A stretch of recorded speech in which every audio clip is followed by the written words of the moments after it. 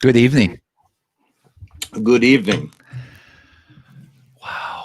I feel like you ever I'm just drained, dude, because I just got done. I had 3 SmallmouthCrush podcast interviews today.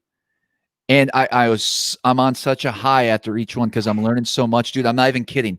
Chris Aldane just got off the phone with him or off of the stream for the podcast. Unbelievable. Full day of work. How's that feel? Dude, I'm freaking out. This dude dropped so much, dude. And it's like I just want to go catch smallmouth right now, but no, I got to deal with this live show. Just kidding. I want to welcome everybody. We got a lot of eyeballs on us already. And we have kind of an unannounced special guest. Now, I know, let me set the stage here. We, of course, are going to talk about the TRS tackle review of the week. We got a good one to talk about. That'll be a little bit later. And then Ryan Salzman's going to talk all about Alabama rigs. Bam. You know what I mean? True bass, brother. Right there. Get your rigs ready. But before we even get to that point, listen. So I was talking to this dude. He knows how to catch a couple smallmouth. We're making this podcast, and I got my fingers crossed. I'm like, I got to ask him. Can you like, once we're done with this, you mind just hanging out with us for a little bit? I don't know how much time we're going to get with this guy.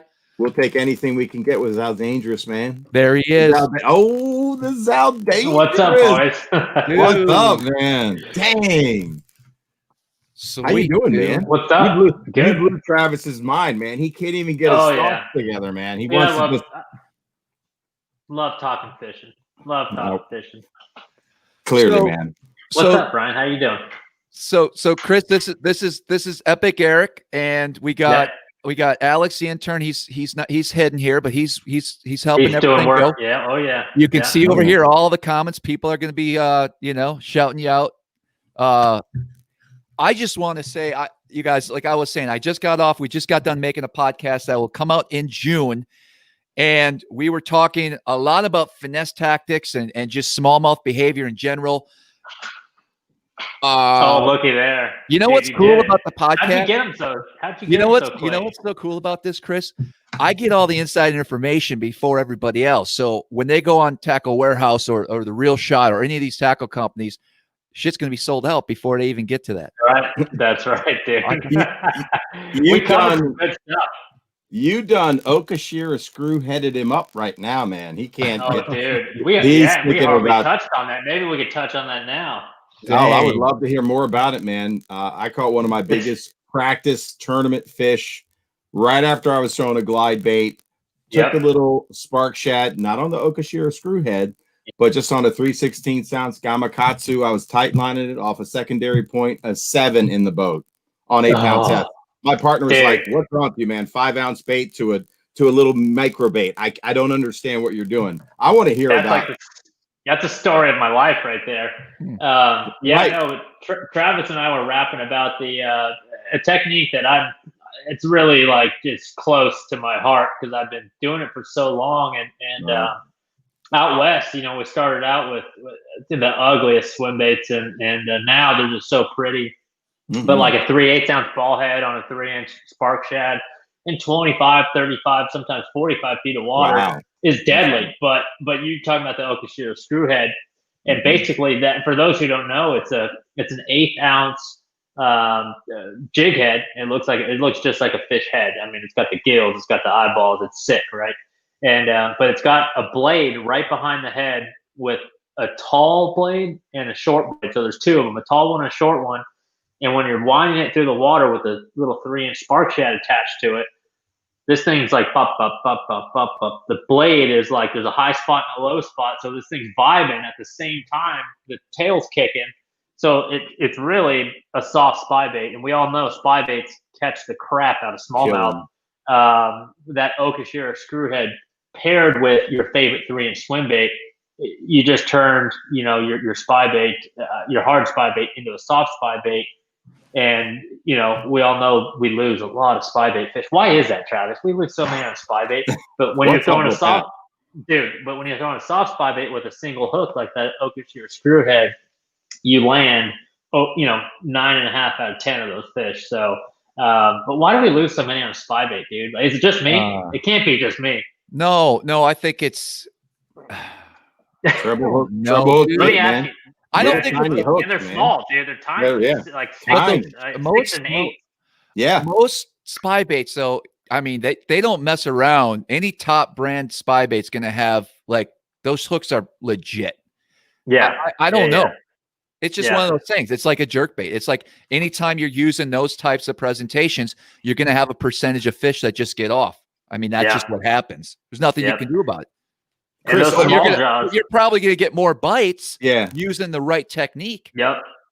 So it hopefully works itself out. Have you used that beefed up version spy bait that has a stronger sink rate for bait caster? Dude, it's just not the same. I have used it, and it catches a lot of fish. Sure. This last St. Lawrence River tournament we fished, last year on the elites, I had a top 10, and I was throwing strictly spy baits, both hard and the Oakeshire screwhead. Yep. A lot of bites came on that spy bait, but I was probably landing, maybe 7, 8 to every 10 bites, and I was getting a lot of bites, 10 bites on the hard spy bait. And again, it's just help me out here. Are you familiar with like the sizes of like the popular spy baits? Is there's a 90, right? There's an 80, which is there's a little guy. Yep. That's the little guy. And the 90, 90 cast like a bomb on a spinning setup, and 80 does too with the right equipment. But I'll tell you, here's the biggest thing, and guys like Seth know this, and guys like Chris and Corey, they know this. The best thing you do spy bait fishing for this is a hard spy bait, not the Oakeshire screwhead, but hard spy baiting for smallmouth. There it is, straight fluorocarbon. And straight fluorocarbon is kind of old school. It's kind of old school. It really is these days. Everyone's braid to fluoro. For sure. Fluorocarbon. And I do it with, spy bait, and then 8, 9 inches up the line, I'll tie a small, tiny little Japanese swivel. Like a Power Pro, like the 30-pound micro. A little tiny, dude. Little tiny smaller guy. than that. So just small. If you're not careful, you reel it up in your guides. Like it's tiny. And that's just to help with the line twist and everything. But straight fluorocarbon is the answer to lost fish on a spy bait. Again, we're talking number 8 hook. What pound test? Straight fluoro. I like an 8-pound Tatsu, Seaguar Tatsu. So that is like the equivalent to like 6 pound. It's nasty, dude. But it's super strong. It's strong. Yes. It's the best. And it sinks. You won't get as far of a cast as braid to fluorocarbon, but just that stretch right there, that is the answer to lost fish on a spy bait. It's a treble hook bait. It's a treble hook bait, right? I mean, can you imagine putting a crankbait on braid? You'd lose it. Exactly. Exactly. And that spy bait fishing is a lot like swim bait fishing. It's a horizontal presentation. The fish swim either horizontally or up to bite it. And a lot of times those spy bait bites are so vicious, dude. I mean, vicious. Holy smoke it. But you're dealing with little 8 hooks, and number 8 or 10s and 8s or whatever, tiny little hooks, man. And those small jaws, they're so strong and thick from all that vitamin G they've been eating. Those gobies, their jaws are so vitamin thick. G. I love those 8s. Those 8s are just barely in their jaw, and they just open their jaw with that muscle, that cheekbone, that cheek muscle, and it opens up those hooks, or just pulls right out. And down underneath the water they're shaking, above the water they're shaking. But just that stretch alone of that straight fluorocarbon. Solves most of your spy baiting losing fish problem. I threw my spy bait down on Lake Kerr in North Carolina with my partner Scooter Lilly in practice, and literally first cast I catch a 6-incher largemouth. This is all large. Right.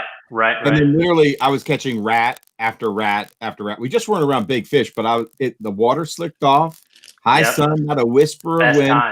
And that's the only thing they would bite. Hey, Eric, if you don't mind, I'd like to get just a couple questions in real quick as well. Okay. Go for it, oh, you only got the last 40 in on the interview, dude. Okay. Don't be greedy. Hey, Chris, so listen, obviously the spark shed, but I want to talk about when would you throw something like this over the spark shed? Like what? I use this a lot. I use this bait a lot when I'm actually drop shotting in current. That's it. That's exactly it. That's exactly it. So in my opinion, so that you're talking about the Hazadong shad or any of the baits like it. Okay, so it's anatomically correct to a minnow or an alewife or whatever. It's got the raised eyes. They literally have eyebrows almost. Sure. It's got the gill. It's got the real nice, and I call it a perpendicular style tail, where the tail's perpendicular. It's not a boot tail. It's not like a big swim bait boot tail that requires a lot of pull. That requires that requires a lot of current. It's not a boot tail. It's got that perpendicular tail, like some of the popular ones are the Kitex and things, that requires just a little bit of pull or a little bit of current on that tail for it to move back and forth. Those real heavy boot tails, you see a lot of swim baits nowadays, and I'm like, I rarely throw those anymore. That's like, to me, that's super old school. But those real heavy boot tails, a lot of plastic in the back, it requires more pull to get that thing moving. By the time you know it, you pulled it out of the fish's zone. But yeah, that thing that has it on shad, I love that thing. It's the 3-inch version. There's a 4.2. There's a 3-inch. I like that 3-inch up there. St. Lawrence River. It works really good on a drop shot. And dude, you don't have to do anything with it in current. Just like you said, that's exactly how I fish it too. I'll either pendulum swing it back, drop shot, drop swimming, pendulum swing it back, and the weight is moving, kind of the weight's moving, but the swim bait's moving just above it. Sure. Or straight down, it's in the current, and the current is making that tail move, and you're right in that fish's wheelhouse. It's got a little stench to it. They pick it up. Ooh, they bite it. That thing is awesome, especially when there's a lot of minnows around. Yeah. Hey guys, so listen, I know we're all tuning in here for the live. We are going back to our regular scheduled program shortly, but we have special guest Chris in. I know guys are a little confused. I won't be long. No, because Ryan was on the thumbnail. Guys, don't worry. We've been known to go till 1 a.m. on SmallmouthCrush Live. It ain't a big deal. We're gonna get to it.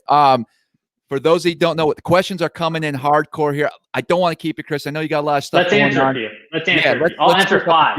I'll give you 5 questions. Love it. Love it. Yeah. Love Perfect. it. Love it. Yeah. All right. I am going to go Jamie Newton. He's a regular here. Juice. Where is he? Okay. His Magdraft seems to lay on the side a lot. Can you help him out with that? Oh wow! So you're gonna. I was gonna do a YouTube video on all of this, and nice. I actually have it all laid out right now. I will cover it on the YouTube video, but just briefly here. So ask Chris why Magdrafts, the 6-inch, seem to want to lay on their side, speed and line size. Okay, so speed is always just fast enough to get the tail moving. We just talked about the current moving on those perpendicular style tails. The 6-inch Magdraft. It's not a boot tail. It's kind of a hybrid of a boot and a perpendicular style tail. You can tell by the flat edges on it, which require less pull to get it shimmying. So a 6-inch Magdraft, it is most effective. It's basically a 1/4 ounce spinnerbait. Does that make sense? Wherever you throw a 1/4 ounce spinnerbait, it falls about that fast. And as you reel it, it's got that same lift as a 1/4 ounce spinnerbait.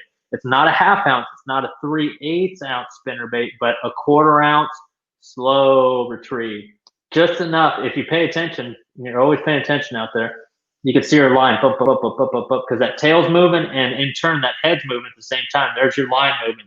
Sometimes with a really sensitive rod, you can see your rod tip up, like a little mini chatterbait. But that thing is the best when you're reeling it just fast enough to get that tail moving. Never faster, never slower. Okay, if you reel it just a tick too slow, the tail's not going to move. You won't get a bite. If you reel it too fast, it starts to turn over on its side, which you're talking there. So it's not a 3/8 ounce burner spinnerbait. It's not a 1/2 ounce spinnerbait. It's like a 1/4 ounce spinnerbait. Just boom, it's nice and slow, dude. And when they eat it, they tell you and they know, it tells you, hey, you're working it right. So if it happens to turn on one side or the other, and here's a big trick here. Let's say you're reeling it back straight and it starts to turn kind of on its left a little bit, just like a crankbait, you can actually grab that line tie, and hold the line tie in one set of fingers, and the rest of the body in the other, just like a crankbait. But you don't need pliers. You could literally just kind of bend it back the opposite way it's favoring, just like a crankbait. So very cool. A Magdraft has got an internal wire harness, so it's like dead nut straight, right in the middle of the body. So if it's favoring one side or the other, just tilt that sucker back the other way, favor it the other way, and bend that internal harness just like you would the line tie in the crankbait, and it'll get back going straight. But 99% of the time, if it's rolling on its side, it's because you're rolling it too fast. Cool. All right, we got one question down. Now, listen, you're going to make a YouTube video. How can people follow on your YouTube channel to check the video out when it comes out? Yeah, appreciate it. So I'm always doing my updates on Instagram, Chris Zaldain Instagram, going on my 9th year on the Elite Series, having fun doing it. But we're doing more of the YouTube stuff more and more. You're seeing more guys do it. SmallmouthCrush podcast and live stream. This stuff is what people want to consume nowadays. I mean, it's 2021 here. I mean, that's the deal. Like the days of TNN and ESPN2, what I grew up watching, Kevin and these guys killing it on screen. That was the only outlet we had for fishing and bass fishing and tournament fishing. Now there's so many different outlets.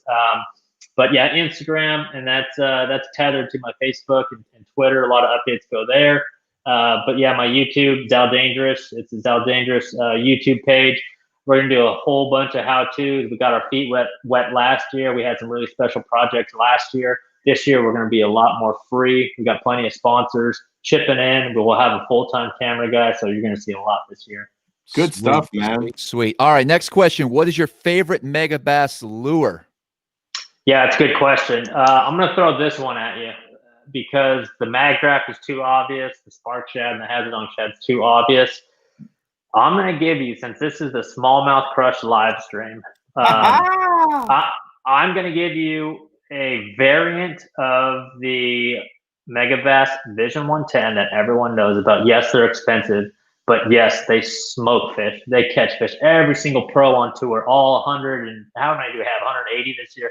No, we got like 105 or 101 anglers this year on the tour. Every single one of them has a Plano tackle box that is labeled Vision 110 on it. I mean, it's that good. Everyone's got one. But I'm going to give you a variant that works very, very good for smallmouth. I feel that it's more erratic than the original 110. Original 110 is phenomenal. It's a phenomenal bait, and it's very erratic. But the one I'm about to say is super erratic. It's got the same profile, size, and colors, but it's got a bill that moves. Some of you guys are familiar with it. It's called a Vision 110 FX. And that thing, the bill literally, it curves in. It does two things. It provides a more erratic action. Boom, boom, boom. Just real crazy action. Sometimes it goes up, down. Smallmouth freaking love it. Bomb cast it on shallow flats. Work it real fast. Pop, pop, pop, pop, pop. Just fish smoke it. It reminds me of like a Rapala X-Wrap, like that thing gets a lot of bites too. Yeah. But this is like the souped up version of it. But that bill that flaps, it's like a moving lip. It moves like 45 degrees. But when you cast it, it casts like a dart because the bill literally tucks into the chin, and it becomes like a little missile, like a little Japanese missile flying through the air. And you get longer casts, which is always beneficial with smallmouth, especially if you're searching them out. And when that bill engages, jerk, jerk, jerk, jerk, this thing goes crazy. I mean, it's absolutely nuts. There are, I don't know if they watch the show, but there's a couple of Canadian brothers that's their jam. Dang. That's their jam. That's their jam. Good stuff, man. Vision 110 FX. FX, that's the one. Yep. All right, cool. Next question. Let's stay on that topic of jerkbaits. How do you fish the 110 +2? Okay, so that the Vision 110 Plus 2 is a deeper diving version of the 110. It's got the same 110 body. 110 is 110 millimeters. You'll see a lot of manufacturers with that 110 name. It's not copyrighted or trademarked. It's 110 millimeters. It's 110, 110 millimeters.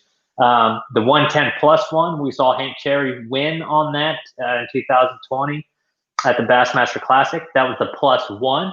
So that's the 110 diving depth plus 1 meter. Okay, so these things are made in Japan. They're Ultra 2 spec jerkbait, so it's plus 1 meter. That's approximately 3 feet. It's like 3.3 feet or something like that. And the Vision 110 Plus 2 is plus 2 meters. So you add like roughly 6 feet on top of a regular Vision 110, which dives down to 4 to 5 feet, we'll call it. So you add 6 feet to that, we're talking 12 feet of water. So Vision 110 Plus 2 was the question. How do you fish it? It's basically slower than what I just said with that FX. Real fast. The FX shallower the faster. Boom, boom, boom, faster. The deeper we go, the longer the cast we want to make. We always want to make sure the wind is, going with our cast. The wind's not coming from the side, it's not blowing your line all around, but it's helping you make that long cast, and that wind is running straight down the pipe where you can see it. You're always jerking downwards with the 110 Plus 2, down, down, down.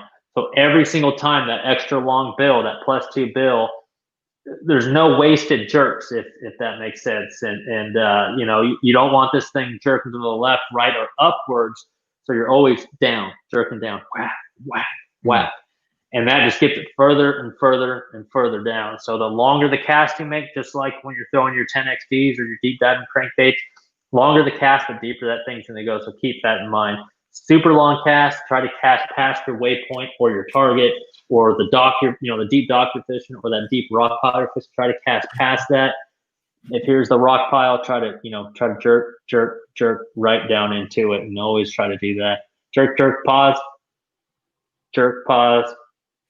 Jerk, jerk, pause, and that's always good. 1, 2, 1, 1, 2, 1. Good stuff. Good stuff. All right. Next question. Fourth question. Favorite Megabass color. Let's talk plastics. Yeah, that's. I'll give you both. I'll give you hard baits and plastics. Perfect. And I almost said it when we're talking about the nice. FX. Again, okay. So how can we put this? Okay, so everybody's taking notes that's watching this. You know that they're waiting for this, dude. No, that's waiting for this. I'm waiting for this. Drinking it up, man. So a lot of guys ask me for baits, right? I got this giant Megabass logo on the side of my boat, and let's say we go to a Lake Lanier, or we go to, sometimes it's a lake like you wouldn't think jerk baits are working, and even I miss it. Like I love jerk bait fishing. We'll go to like the St. John's River, and someone like taps my shoulders like, "Hey man, you got any Vision 110s and so color?" But I would say more times than not, there are 3 colors that people ask me for, like, "Oh shoot, I just ran out," or "I broke one off," or "Hey, do you have any of these?"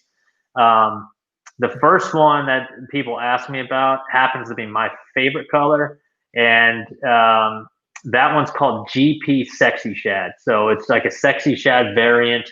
You think about Sexy Shad, kind of got that gray blue back, kind of silverish, whitish sides, a little bit of chartreuse in there. So GP Sexy is a really, really good one. And it's kind of transparent. So people ask me for that one. The second one they ask me most about, I would say, is going to be the one Hank Cherry won on, and that's Stain Reaction. That's a really good all around. It's like just a white variant, just white, like white, with a little bit of flash, a little bit of orange. So, so GP Sexy was the first one. The second one was Stain Reaction, which is an all white. And the third one is probably the most common, and guys just run out of it, and that's simply Pro Blue. Oh yeah, Pro Blue is a color that everyone has. It's a color, if you don't have it, you need it, and it just works everywhere for clear water. Sometimes when we go up north, a lot of people ask for like the perch colors, and I don't use them enough to know the names of them, to tell you the truth, but any of the perch colors work really good around those kind of grassy, perchy areas. But I'm always liking some variant of the real translucent, natural, the blues, the grenishes. Mhm. There were a couple Canadian dudes one time that asked me. They were like all about pro green. So if you're ever in that Canadian area, that pro green color works really good too. Very cool. Mr. Travis, could I get one question in? Oh, I suppose. It won't count. Yeah, go ahead. Thank you so much. This will be a bonus question. Okay. Yeah. Okay, so a lot of folks asking, sleeper Megabass bait that nobody's talking about that you've discovered. Could be a recent one. You just told us one. No, I'm asking another one. No, yeah, that FX is like, yeah. Okay, so that FX aside, sleeper Megabass bait. So there's so many square bills out there, but the S crank square bill is one bad mofo. I always have it on, called an S crank. They made it. It's kind of got a unique face and head to it. Yeah, it does. Most square bill crankbaits you'll see, like we'll use like the original RC 1.5. That's a really good one. I like that one. The Strike King KVD or whatever, that was kind of built off of that RC 1.5, but it's got like just a rounded nose underneath, on top of the bill, rounded nose. The S crank is different because it's got a pointed nose, and the theory behind this, and yes, it does work because I've used it in clear water and seen this thing work. Like the 1.2 version is like the 1.5 RC. It's got a pointed face to it, and as it's wiggling, it'll kind of favor one side. It'll catch water because of that point. Favor one side and do its S thing, and then at a certain point it'll break, almost like a little glide bait, and then it'll move over. So they call it an S crank because it hunts and it wanders. So it makes it hunt.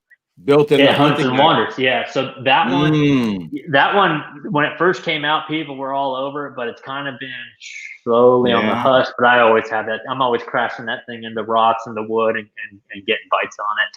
Nice. But you got to play. So like with all shallow square bill, fishing, you got to play with the line size. And you hear that Kevin talks about this all the time. It's so true. Play with the line size because it really adjusts the depth that crankbait goes.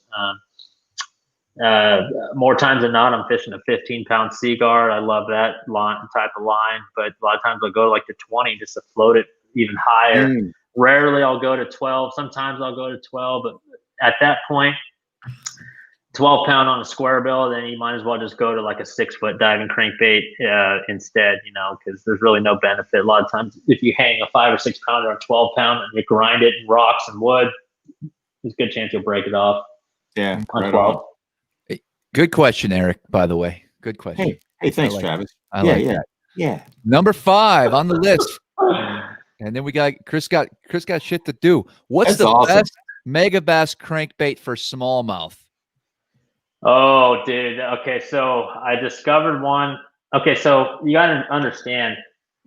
So like Megabass is kind of unique in that they come up with the coolest stuff, man. Like the coolest stuff, and we never see some of this cool stuff. Like the way that the Japanese engineers work over there, the way their minds work, it's like amazing, man. JD, it's like when they're like, okay, I'm gonna make something that fools a bass, and that's all they think about for a week straight or a month straight. All I'm trying to do is to fabricate something that fools a bass into thinking that thing is real, and I'm going to put my lips on it.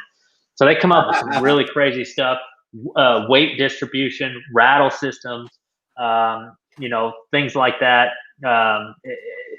It's absolutely insane. So if you ever see these 3 letters, LBO, it's called a linear bearing oscillator. It's basically, and mind you, the Vision 110, they're the ones who originated the weight transfer system where the ball comes out of the belly, goes into the butt, and you're able to cast. Then you start the jerk or you start the retrieve, and the ball transfers to the belly, giving it that action. So Megabass came up with that weight, transfer system. Now they've got this new one, and it involves like little tiny ball bearings and magnets. It's called the LBO system. It's like And an smallmouth. It's very cool. Yes, totally. It's like a little chamber that moves On back a- and forth. yeah. It's held by a magnet, but it's like super crisp, super smooth. And it's basically any of those LBO crankbaits are freaking phenomenal, man. And I was up on St. Clair last year smashing some big ones on some of those LBO crankbaits, and it's just it's silent, you know. It's just like it's just like a square bill. I think a lot of times a square bill is super effective because it's silent, but it knocks, it hits hard.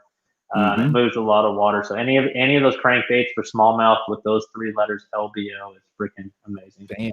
You a fan of the flap slap at all with the LBO system? Oh yeah, that's money. That's money.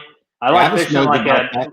Oh yeah, dude. I know about that, dude. He saw it in action. I like fishing it like the old school, you know, shad reps, and just and just like smoking it, just you know. Yeah. So Zeldan, we were up on the St. Lawrence River. I was throwing a pointer 78.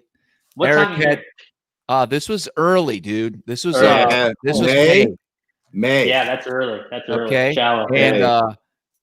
And dude crushed him what? No, I don't know. 30 to 1. It was crazy. We caught like close to 50 fish in an hour. Yeah, but I was smashing them. This is the YMC. But I was throwing the bluegill, but in that chromy bluegill, and it was a sunny day. And oddly enough, on the cloudy day, I only had one with me. And dude, they had chewed the red paint off that bluegill Gamakatsu number 5. That's awesome, dude. I love it. That secondary action that, you know, I was hitting it hard. I didn't really have the right jerkbait rod because I couldn't bring all my gear. I was with Travis. But I mean, I was like, pow, pow. And literally, they were pulling the rod out of my hand. It was violent. That's like one of the funnest bites ever, man. Oh, I love it. Love this bait. This is a sleeper in my book. So anyway. Good stuff. All right, last question. Yeah, somebody asked. Oh, hold on. What happened? Okay, so somebody asked about this. Somebody asked about it. I had to bring it up. Sorry, Travis. So that's the original Z crank. No, that's the original Z crank right there. And I think I'm not sure if that's the balsa or the plastic version. That thing is sick. Yeah, Yuki Ito himself, the designer. Yeah, that thing is filthy. What the hell is that? So like I said, they build a lot of fish fooling baits that we'll never see. So when you get those little one-offs like that, I mean, dude, that is money. Don't ever take it out of the package. I won't. No. I've never even showed this. This is the first time I've ever showed this on the stream. And I've been on a lot of nasty. Shows. I've been co-hosted with him for a long time. No one's ever seen it here. I've got about a half a tackle box with some of those in there, and I only pull it out when I'm like, oh, dude, they're not biting anything else, type of thing. So. Yeah. All right, right on, man. Stash last time. Question. How long has he been growing the mustache? So this is a good little outro here for me. I've been fishing the Elite Series. Again, this is my 9th season. I've met a lot of smallmouth hammers along the way. And so last year, 2020, I had it all last year, but it took me probably like 2 months to grow it like that long. And now I keep it trimmed. But going into the season, it was the end of last year. And I had some time. I was cruising. I was just chilling out on the St. Lawrence River. And I had some friends come out. I was off for 2 weeks. And I haven't shaved for a while, and it gets real straggly all through here and all through here, but it gets real filthy in here, man. I was like, you know, it's time for a change, and I've got 2 weeks off, and then we'll grow this thing out. And Seth Fighter was killing it at the time. He's always had a killer mustache, and I was like, you know what? We're going into a smallmouth derby. Maybe the mustache will bring him out. And no shit, like.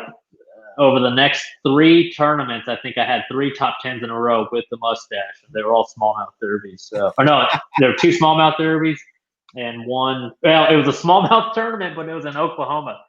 Yeah, I went to Cayuga, St. Lawrence River, and 10 Killer, and caught smallmouth on all 3. So it was a smallmouth mustache for those 3 tournaments. I had top 10 in every single one of them. Took second and 2, I think. So the mustache stayed. Hell yeah. Sweet. Chris, listen, first of all, thank you for coming on the live. Second of all, our podcast episode, which will also be on the YouTube channel, is going to be coming out the first week in June. Sweet. And I am telling you guys, you're going to want to listen to this one. I'm so thankful that I got the upper hand here ahead of everybody else. Because listen, I'm not going to lie, Chris, I use techniques like that, but the way you broke it down and explained it to me, it just helped it helped me. You like, yeah. Yeah, I love it, dude. You always take it one step further, guys. Like one step further. Ask yourself why the fish is there, why it's fighting, and how can I make it even better? Or how can I duplicate it? Perfect. All right. Don't forget to follow. Don't forget to get on Zaldane's YouTube channel, Instagram, all that jazz. He's got some good content coming out. Chris, thank you very much. Nice meeting you, boys. Chris. We'll do it again. All right, guys. good. Later. See ya. Later. All right, man. That was sweet. So, impromptu guest. I had to ask him. I mean, I started that podcast interview at 7:30. We wrapped up at 8:25, and I said, "Shit, I got to go live in 5 minutes. You want to hang out?" And he's like, "Yeah, let's do it." So that was good, man. We got some good tips. We didn't even get started. We got so much ahead of us, guys. There's so much going on. Please share and like this. Let's get some peeps up in here. Let's say hi to Alex real quick. You want to do that? Yeah, man. Sure. What's up, dude? What is up? Look at that. Look at that new. Yeah, man. He's got my it. little redneck blanket hung up so you don't see all my laundry in the background. Getting fancy. You know what? It's almost, this is our second regular show of 2021. We still don't have a damn name for you.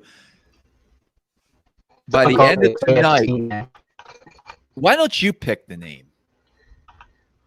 Here, I'll give you a good placeholder. So, I like Brian's idea of just let it kind of marinate. Something will happen. He'll just make up some random shit after some weird shit that happens. But a good placeholder for you. A lot of my friends call me A Nair. It's just my first initial and my last name. So if you want, yes, sir. All right, maybe. Doesn't matter to me. That's all right.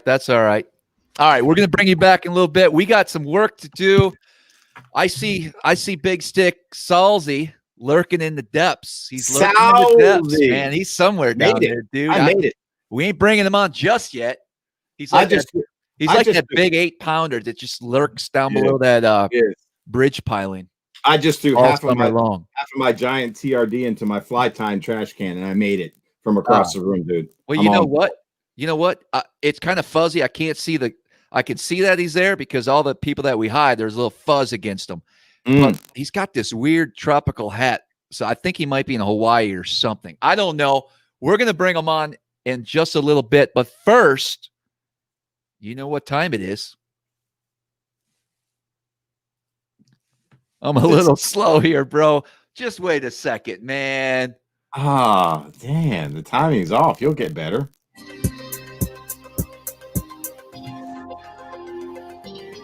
I'm trying to make it look professional, dude.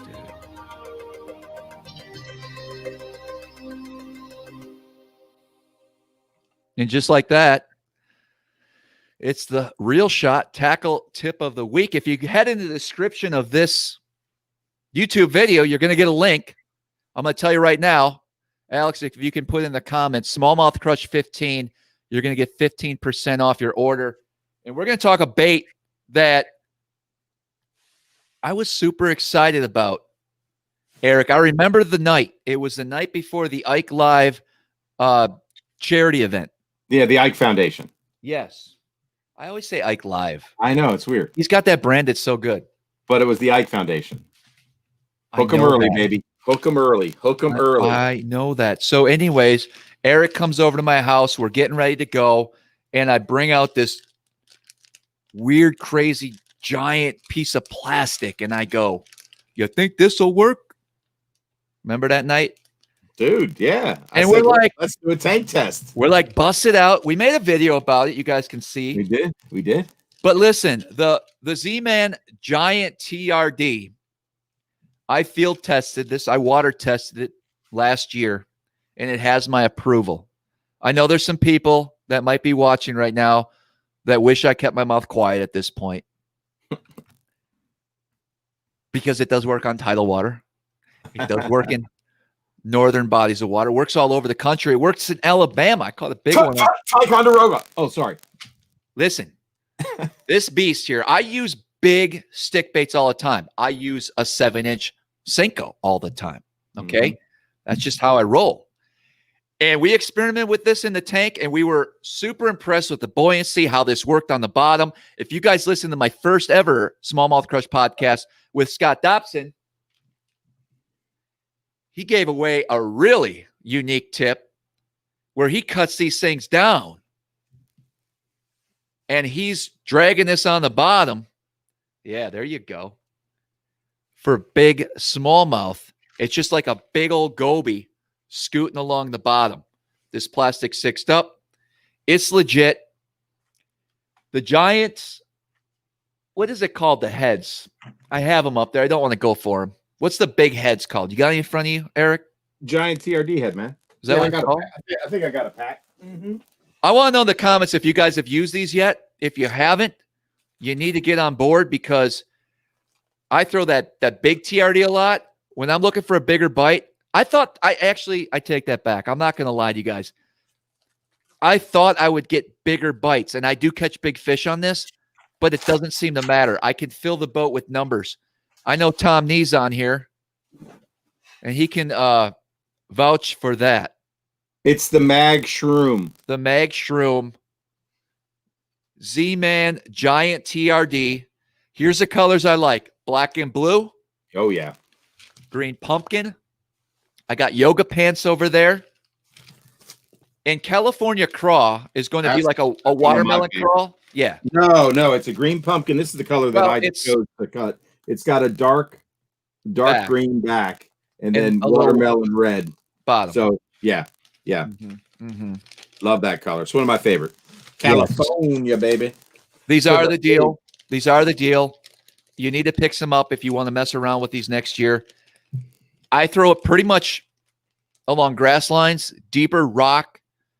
My main objective when I got my hands on these, and unfortunately this year I didn't get a chance to use them as much as I'd like, but some of those deeper lakes, meaning that 10 to 15 foot range where you still have a little grass edge out there, I think that's where this bait can really excel. I know if you're going to throw it on a Tennessee River system on a ledge, because those heads for these, they don't mess around. It matches these baits perfectly.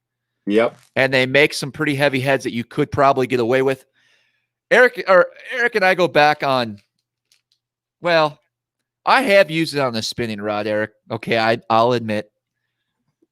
But you're better off throwing it on a bait caster like a medium fast. Oh yeah, for sure.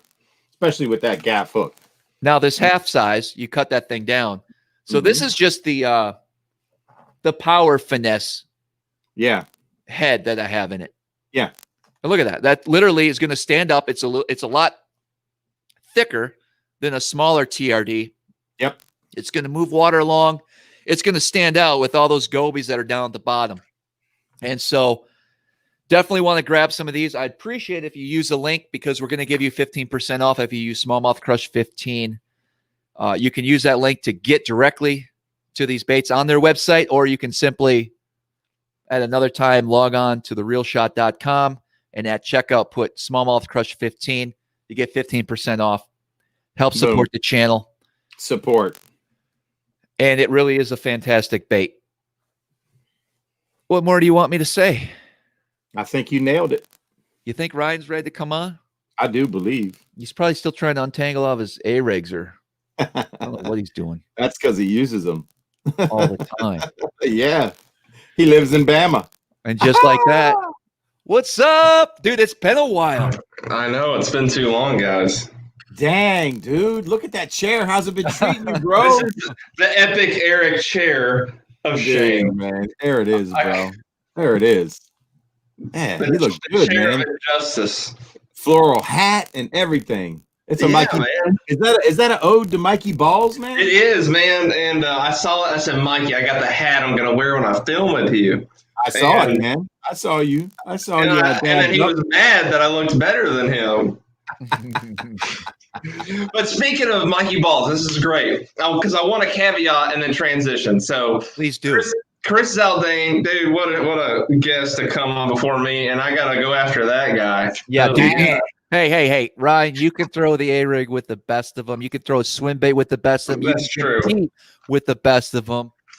I'm there, baby. All right. We're there. I believe that too. I got to get the years under my belt. So here's the deal. He's talking jerkbaits, and if you want, as long as I want to say, go watch Mikey Ball's last 2 uploads, and you're going to see us whacking them on these 2 jerkbaits. It's made by Hardcore Lures. It's a brand new jerkbait coming out, and they just hit the market on Tackle Warehouse. Go check them out. This is Pro Blue, and like you said, if you're not jerking Pro Blue, you're not jerking. And I think I'm in tackle overload right now. Seriously. What? Tackle overload, dude. Now I gotta take another. I gotta write down something else. Here's what happens. So tomorrow morning, I'm supposed to be productive and do all this stuff. No, I'm now on the Real Shot looking for baits. I'm on Tackle Warehouse looking for baits. Now I'm YouTube and baits, and now it's 10:30 in the morning. Where did they go? Anyway, we need to get Team Real Shot to carry these because they're new. They're catchers. They really are. And how the video came about, I was like, Mikey, have you seen this? He's like, nah, man, whatever. You know, that might catch him. And he's like, doing it. And I'm throwing I'm like, okay. And I start whacking him. And he's filming. And it turns into a jerkbait show. And it's all about the hardcore minnow flat. And the best thing I can say about it is really responsive. So you don't have to work real hard. And if you snap it too hard, you'll actually catch your line, because when you snap it hard, it actually does an about face and looks back at the fish like a glide bait would. Sounds like a bait for me with that Orochi that I was throwing up on the St. Lawrence. It would have been perfect. Yeah. Man, too bad I didn't have that then. It's got a real tight bill, right? It comes in really tight under the chin, which makes it erratic. My 2 favorite colors are Pro Blue and Ghost Pearl Shad. Damn, Travis, I thought this was an A-rig show. It is, but I'm caveat, man. Damn, Travis, get control of it, man. Eric, you put the hammer down on me earlier. What are you doing? It's okay. We all got sponsored. So, and then I just literally 30 minutes ago walked in the door because I was in traffic. I was like, if I'm late, Travis is going to kill me. But there was like a 6-car pile up on 565, but I made it. But man, I was guiding today, and I cut this lure off. We whacked him. We probably had 24, 25 pounds. Another lure. Travis, you got to stop it. I can't do it. I can't. I got to show it. That's the one I'm catching him on Pickwick right now. However, guess what else I brought? What? I brought this off the deck of the boat. Oh. Yeah. Look at that, man. Flash Mob Junior.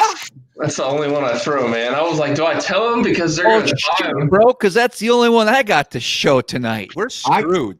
I got something else to show. How about I got other ones to talk about, but I mean, this is, Shane's Baits makes a great one. Big Daddy's makes a great one. Hog Farmer makes a great one. We can talk about all those. Picasso makes some really cool schoolie rigs. And there's all kinds of tactics and techniques. And we're just going to break it. We're going to break it down here on SmallmouthCrush exclusive. Please do. Yes. Little sneaky finesse stuff. You guys, do I look flush? Are you having a moment?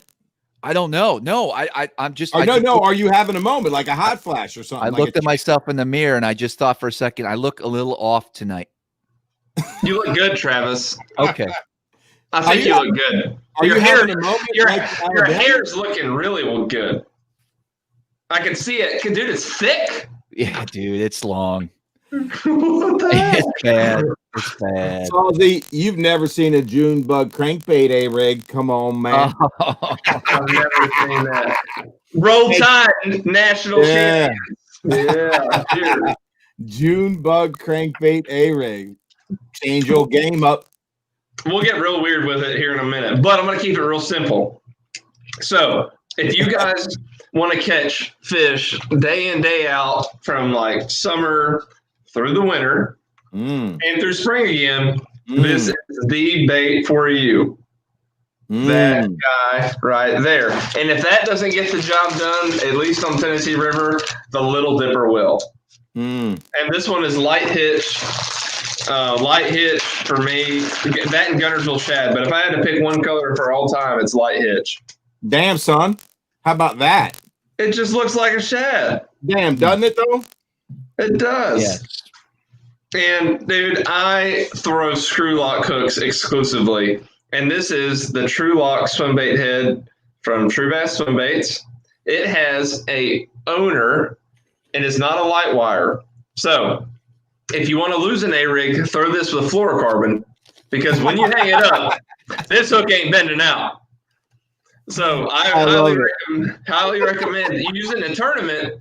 And I'm going to get into fluorocarbon and braid later. But yeah, I don't totally want to hear about that, because I switched to fluorocarbon. My partner was still in braid in our championship.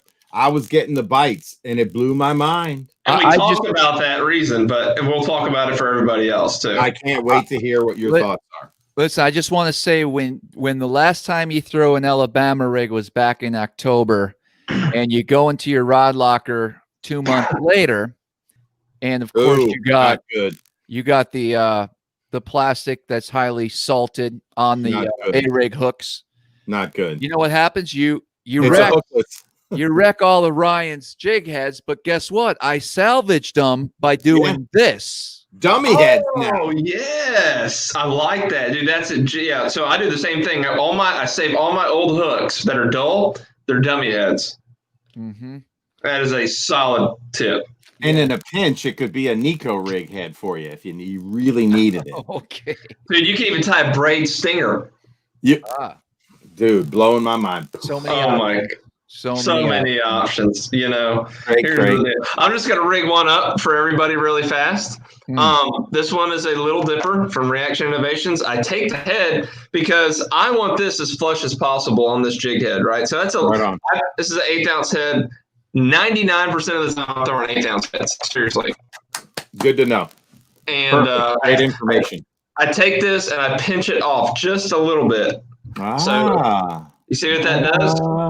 Interesting. I'm all about attention to detail with swim baits, which is why I think I catch a lot of fish with them. I think every little detail matters, and I think Eric appreciates that. You damn right.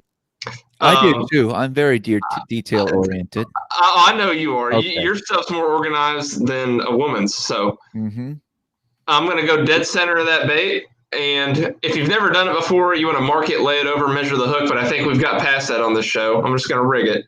I go in on these. Once the nose usually starts to turn, that's when I know to come out the back, because I've just rigged so many of them. Actually, that was an awesome tip right there. Once the nose starts to turn, you know. Come out the back. That's how I know. Correct. But, you know, it may take you a couple tries. And then it's not a hollow body sunbait. And then you want to push and twist.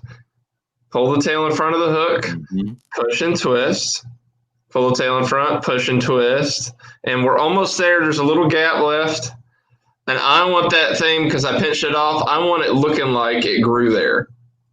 Look at that. That is the most seamless, perfect little jig head swim bait guy ever. He's cute. He's ready to be ate by a bass. Ate it up. Speaking of swim baits, guys, I do want to mention the Smallmouth Crush podcast top 52 anglers in the country.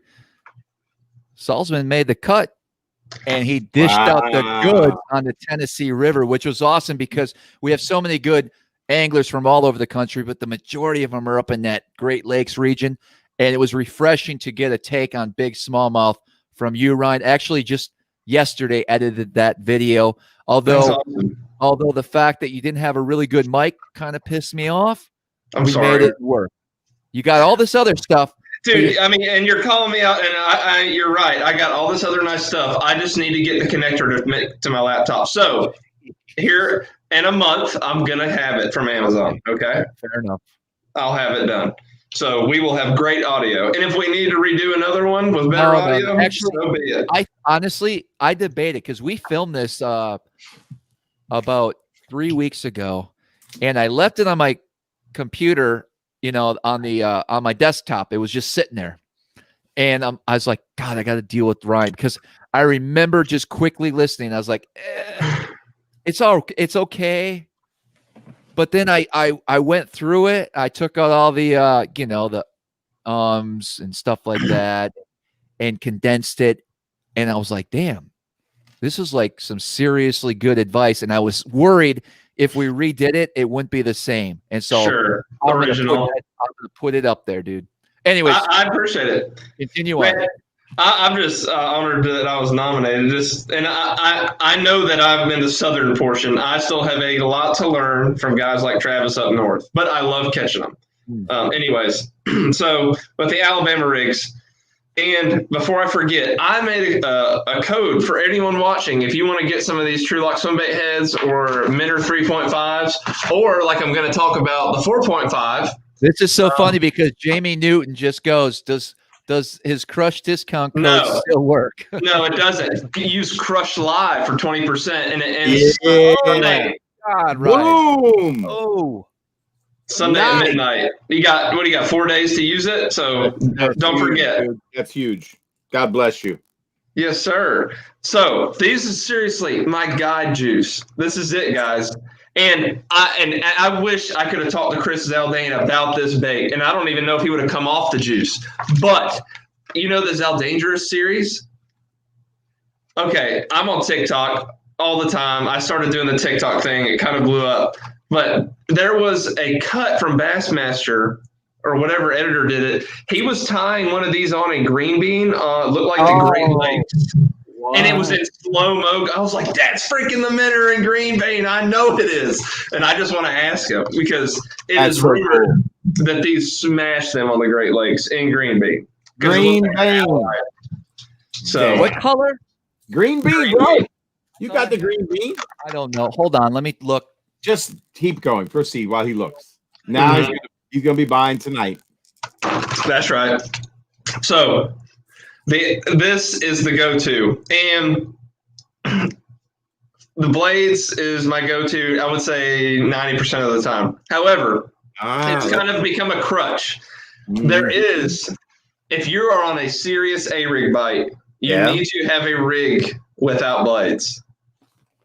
Especially once the wind and clouds go away. If it goes calm, dude, no blades, it is amazing what it will do. You will have no bites, and it'll turn into 20 and 30 bites. There we go, man. I'm all set up for it. It's not your beautiful head because I didn't get any in my care package, but it's rigged up. It's a 3-arm. But I'm sorry. It's the bladeless man. Yeah, okay, man. So you gotta watch your regulations, right? You got to talk about that. Not every state allows 5, right? I have no green bean. Okay, we'll take care of that. Can you hook me up, Ryan? Because this is ridiculous. I have no green bean either. We'll hook you up. We'll send some care packages out. All right, So my go-to is 99, and these baits are so durable, guys. This one's been on my deck this will be the 4th guide trip tomorrow, and they're ready to catch fish. So that's the Flash Mob Junior for everybody that wants to know. Yep. Check the real shot out. I'm sure they've got them in stock. Flash Mob Junior. All right, go ahead. Let me ask you a question. Have you modified that in any way? Have not modified it. Alabama rules we can throw 5 hooks. Unless we're in a BFL, then you can throw 2 hooks. And then what we're going to do, and I'm going to save a little juice tip for when Travis gets back. Okay, because I've got a modified one here. I want to hear if you do. Hey, I'm always a button away. There's Travis. He's back. Okay. My modified tip for your BFL anglers, and if you want to throw the small ones, first of all, you want to funnel the fish into the hooks. That's the goal. Funnel the fish. Always think about that. So what you can do is, if with some pliers and some work, you can break this because it's just crimps, and you can slide these blades up. Slide these blades up a little higher. If you can't, it's okay. And you're gonna, what you want to do is you want to come cut the top 2 wires right here. Yeah. And you want to cut them up, basically dead center between the blade and there. Or you can come higher if you want to funnel them even shorter. But I want it to kind of keep a good profile of the symmetry. So I don't want to go too far up here, right? I want to have symmetry. Because nature is inherently symmetrical, right? The whole world is the universe is. That's right. Okay, I digress. You cut it there, you spin it, because you're not going to be hooking it. You just create a nice little loop and hang it over. And then you put your little snap links back on, and what that does is it shortens these up, right? Right. And when they come into the rig, your lure is going to be up here. And what is down below? The hooks. Those are the first ones they come to. Right. So these, it'll look like this. See these 2? They'll be up here, and the hooks are going to be right in their face.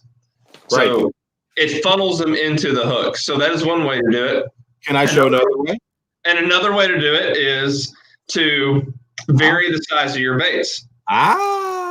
Which is really cool. So you can take two. So let's just say I had some Kitech 3.8s. We'll just use Kitechs because they're easy with sizes to describe. I'm going to take 3 3.8s on the bottom, and I'm going to put 2 3.3s on the top. Yeah, I love it. Right. So, but you also know if they'll tell you, like, if they come up wanting to get past those 3/8 to the little ones, you need to downsize. So interesting. Pay attention to where you get your bites. Right. So if you have the dummies on the small ones and they keep crashing and not getting hooked, they're hitting your little ones, obviously. So you need to put the ones with the hooks, little ones, and then maybe even drop down. So if you have 3.3s, maybe even drop down to the 2.8s up top to funnel them into the 3.3s. Right. So those are my 2 ways. So what are yours? Okay. So here's one way I did it on the top. If you're only allowed 3 hooks, got it? So for the top, I took all the hardware off on the end and I put a centering pin for my dummy. Yep. So it shortens it up because, you know, the head plus the it does shorten it. Swivel, it shortens it about 1 inch. But it does. It's just 2 dummies right there. Right. If you can only have 3 hooks, depending upon your state regulations. Like Alabama, you can obviously have 5, right? So no worries there. No worries. And this is fun fishing, you know, but if you can throw 5, guys, throw 5. Oh, sure. Hey, here's a question. How many fish bite the middle versus the 2 bottom ones versus the 2 top? Like out of 100 fish, where are your bites coming percentage-wise? As a general rule. As a 80%, I'm going to say. I'm going to, okay. On which one? On which one? Well, I want to hear Ryan. They're going to bite the bottom 2. The bottom 2, not the middle that's longest? Okay. Well, maybe the middle one too. Well, so this is what we could discuss. So I'm going to break it down. I figured it out. If you have something different in the middle, bass will generally target something different, and Travis is probably right. 80 to 85% of the time, they will target something different. However, if you throw a rig like this, I have greatly noticed they single out the outside one. Very fascinating. Because they try to pick off one, I think. That's interesting. It's very common. I catch them. It's crazy. Oh, no. Crazy. Wow. Maybe it's because I'm working it over gunner, stuff like that. But even bridges, I just noticed they hit they get an outside piece. But sometimes, guess what? They'll get 2. It's crazy. It's like they'll eat one and then come over here and suck another. That's so crazy. When I think about it, I don't think I've ever hooked 2 in the center, and it's always been 2, like they'll catch 2 like that. It's really interesting to think about. But something you can do to attract in the middle is put an underspin in the center. And there's different things you can do with the underspin. You can do the straight tail fluke like you would fish for spots. Interesting. Which is very effective, actually. How about that? And I'll tell you where I learned that from in a second. And then also you can just put a regular dipper on underspin or the true bass. Do you try to go with a larger bait in the middle, a different color bait in the middle to get them to focus as well, Ryan? Let's talk about that. That was my thinking. Yeah. So I brought this certain color for a certain reason. This is called Rexy from True Bass, and this color was made for this and smallmouth on Tennessee River. I don't know about northern, but smallies love chartreuse, right? Yeah, baby. Whereas in Alabama talk chartreuse. Chartreuse. If it ain't chartreuse, it ain't no use. You got a purple back on that thing?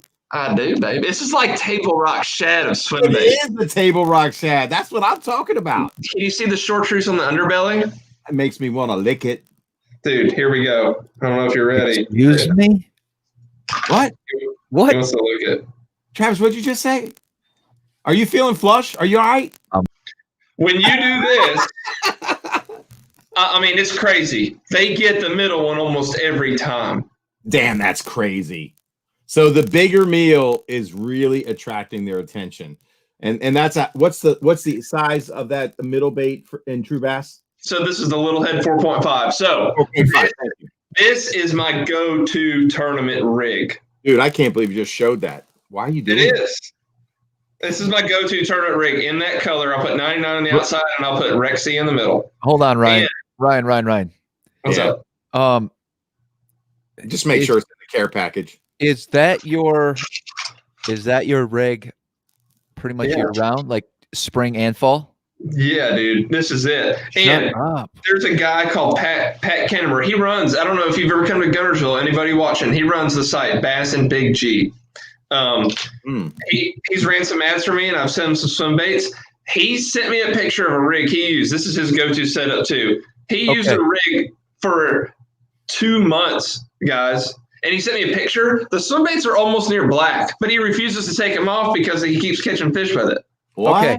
Listen, I may or may not have been drifting off a little bit.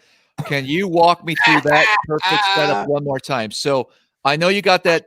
What's that table rock? Travis, what you could do is watch the video. I ain't got time. Look, it's Rexy. What I'm trying to do, what I'd like to do is recap for the viewers what just happened here.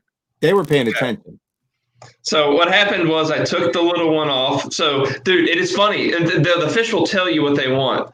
Like, if I'm throwing that and just getting bumps, I'll downsize and put a normal minnow. I'll make them all the same. And if they're still being weird, then I'll put an underspin on it. I'm sorry, Ryan. All I want to know right now is the 4 minnows. What color? 99 problems. And the big one? Is Rexy. And the big one is how long? 4.5 inches, and it's the little head 4.5 from True Bass. The little head. Yep, little head. That's the name of the bait. Little head 4.5. Oh yeah. Right here. And then what size are the jig heads? So this is an interesting point. These are all 1/8 ounce. Yep. However, my go-to for the minimum for the 4.5 is a 3/16, which we sell on True Bass, and a quarter. I often go to a quarter. Okay, or in the middle. Yeah, and then what size hook? It helps it run 4/0. Okay, but what? Not in those minnows. The 3/0 for the minnows. So the 1/8 ounce 3/0 and the True Lock swim bait head from True Bass. 1/8 ounce 3/0. This is 3/16 ounce 4/0 or quarter ounce 4/0. Wow, much more enjoyable when I'm paying attention and write this down. So basically, what you're telling me is if I want to imitate and copy the Alabama rig that you have the most confidence in, and you fish these things all the time and catch fish. You want the flash. You want the Flash Mob Junior. You want the 4 of them to be 99 with a 3/0 1/8 ounce, and you want the middle one to be the Rexy 4.5 with a 3/16 or a quarter, and that's it.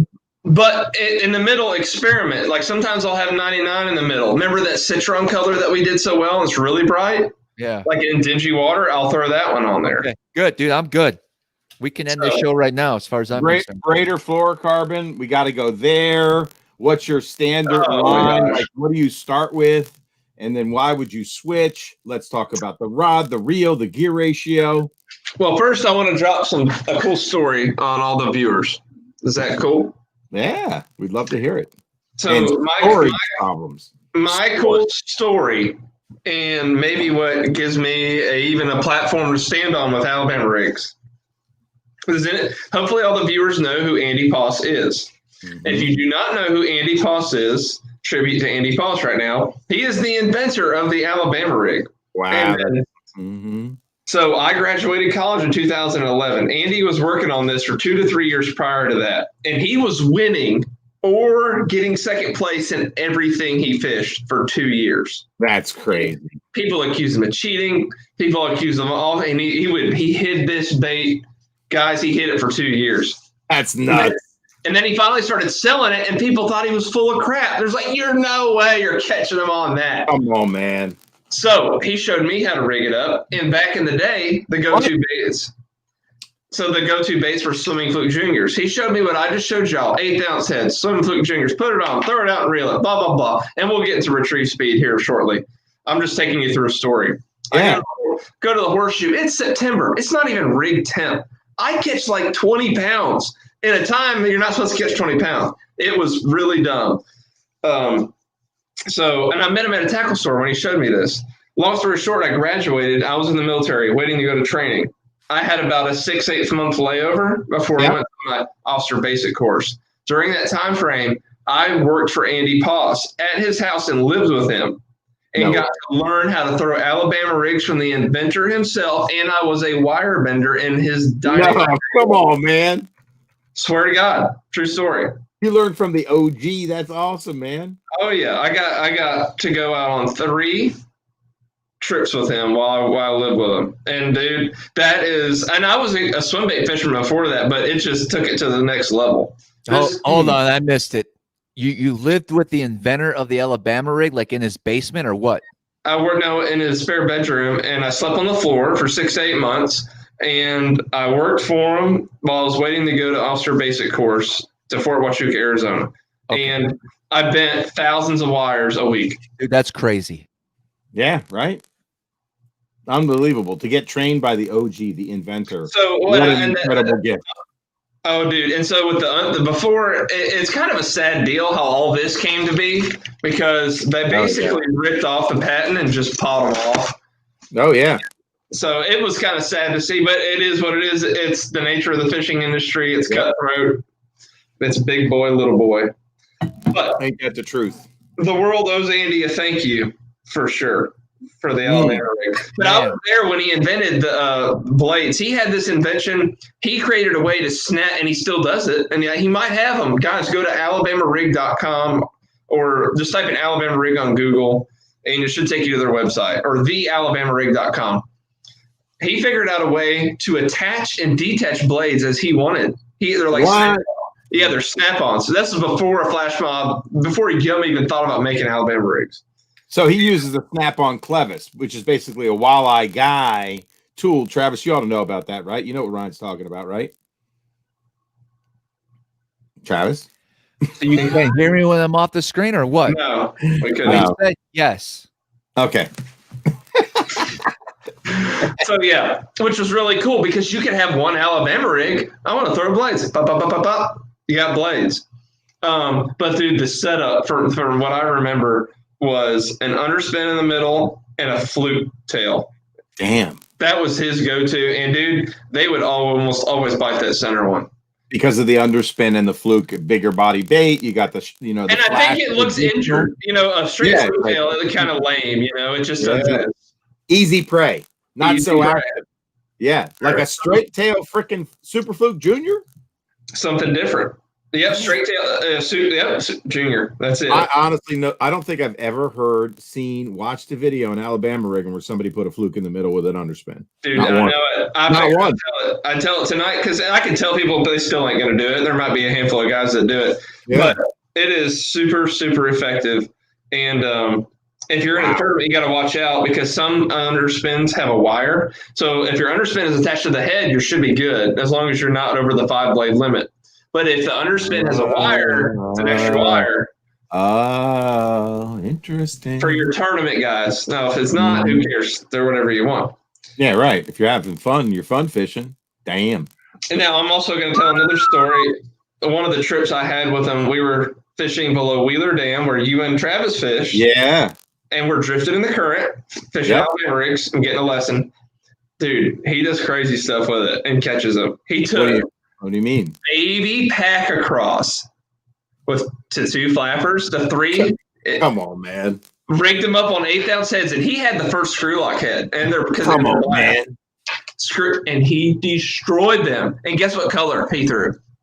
White. Green pumpkin. No way. I was thinking of something. I was thinking of something stupid, like it's a stupid story, so let me just go even stupider. That's just crazy.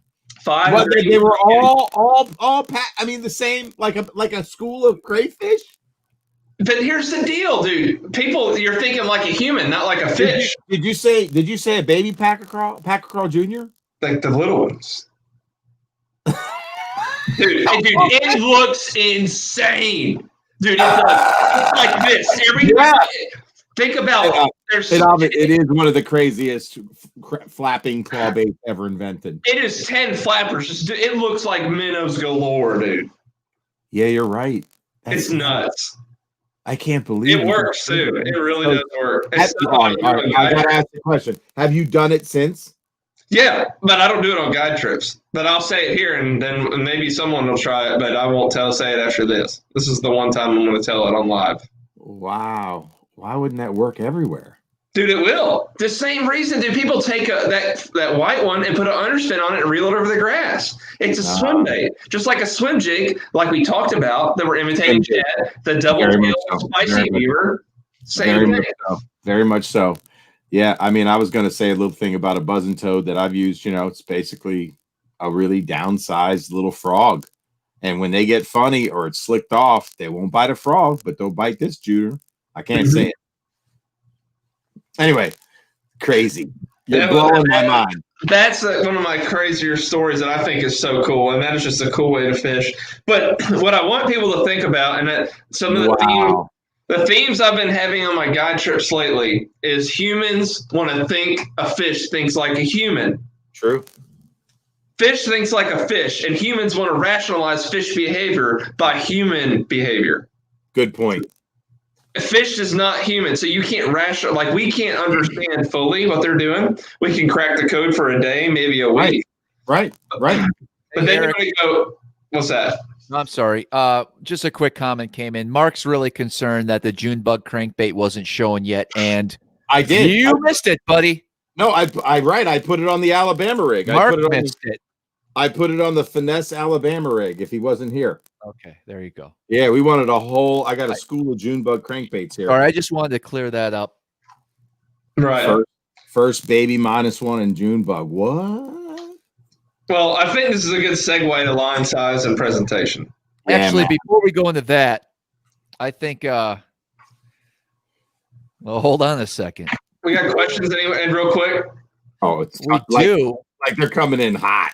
We got to take a quick break because Alex is trying to flag me down. He wants to say something here. So we got Alex. You still with us, buddy? I am. This Chinese technology doesn't like me today, I guess. We got worried, man. We got worried.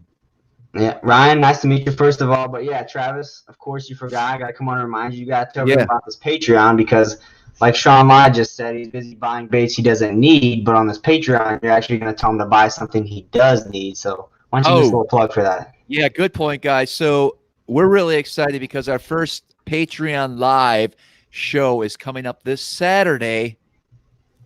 And it's going to be pretty crazy because it's a more intimate setting. We're not going to have all these people rambling along in the comments. It's going to be a select few. It could be you. There's a link in the description below. I'm actually going to try to put the link in the comments right now. It's going to be Saturday at 8:30. It's real simple. It's did I approve that picture? Because, you know, I think you need a picture with me with a fish as well, because I'm just not like, oh, Travis can catch him and I'm not, because you know what, I can fucking take notes, dude. You're the hype man. A picture with me and a fish, I'm out. Actually, Eric, you had a rough day that day, if you don't recall. Hey, buddy, let me tell you, that could have been a fracture in our relationship, so you better be careful. I'm gonna tell you right now, you are on notice. Well, I've spanked you hard and tried to help you.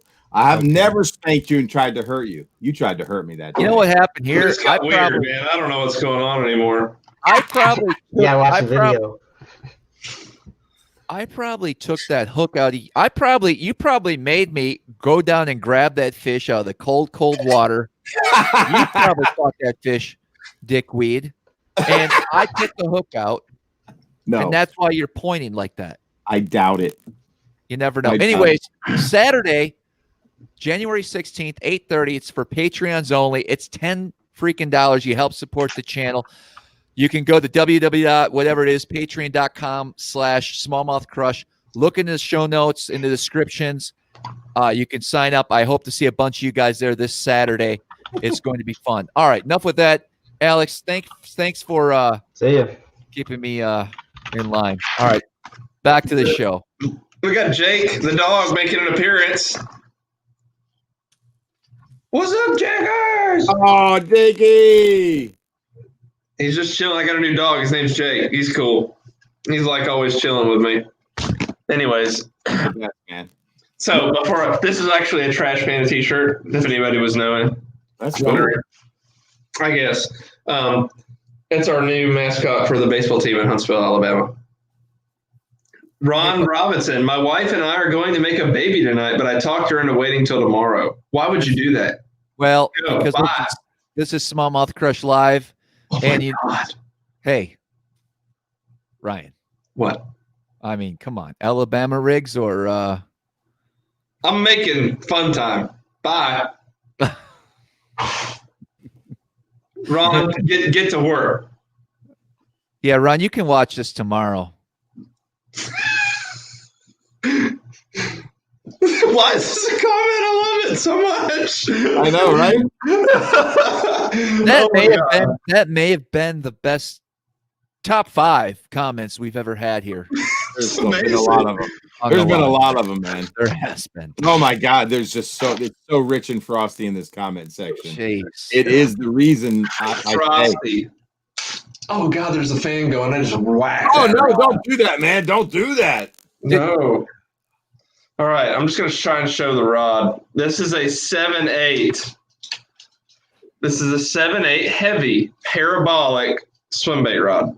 I throw my big 3/4 ounce swim baits on it, 1 ounce swim baits even. My Alabama rig's really big spinner baits, and then once again these guys. And the reel I have on it, I have a Corrado, straight Corrado, not a DC, because the straight Corrado has a bigger spool of line. So cast farther, and I feel like I have more torque. The handle's bigger. Everything about the not DC version has, I'm going to say, more like rigidity. And yeah, the gear ratio, also learned this from Andy Poss, always throw a 6-something to 1 on your Alabama rigs. Fascinating. Unless you want to burn it over something like grass. But if you're fishing the water column, you want a 6-something to 1. That goes for swim baits too. Any swim bait. The beauty of it is you can slow way down and get it in that 5 gear if you need to. Because 7 you can only slow so much, right? But you can also speed up and take up line. That's right. 28 inches per turn. If you're looking at a reel company, 28 inches per turn. Good point, man. Because a lot of people get. And by the way, with the rod action too. You got to know the rod action because every rod company is a little bit different. So, man, great point, Salzy. Line per turn, baby. That's what it's all about. Boom. Because you got 6/8 to 1s, you got 6/3 to 1s, 6/4 to 1s. I think I saw a 6/5 to 1. But in the end, we're talking 28 inches per turn. If you look to the caveat, it'll say inches per turn, IPT. You want to see 28. That's right. And dude, okay, one of my favorite topics we're about to get into, and just remember 7/8 heavy, that's my go-to, parabolic. But the key is parabolic, whatever you do. Have a Can you tell me, did you tell everybody the rod make? I'm just curious. So this is a custom one. Whoa, son. Oh, custom. Now, why did you go custom? There's lots of good rods out there. Talk to me, because you couldn't find a 7/8 parabolic heavy, I bet. Here's the deal. You know, right? it happened happenstance. It's made by a guy named Wayne Christopher, Sinister Rods here. And I love the name. I love the name, by the way. CINISTER Rods. And it's out of Hunt. He lives 2 miles down the road from me. So I met him through fishing Lake Guntersville. Yeah. He said, Ryan, try this rod. Let me know what you think. I started catching them on my 3/4 ounce swim bait deep. Yeah. Oh my God.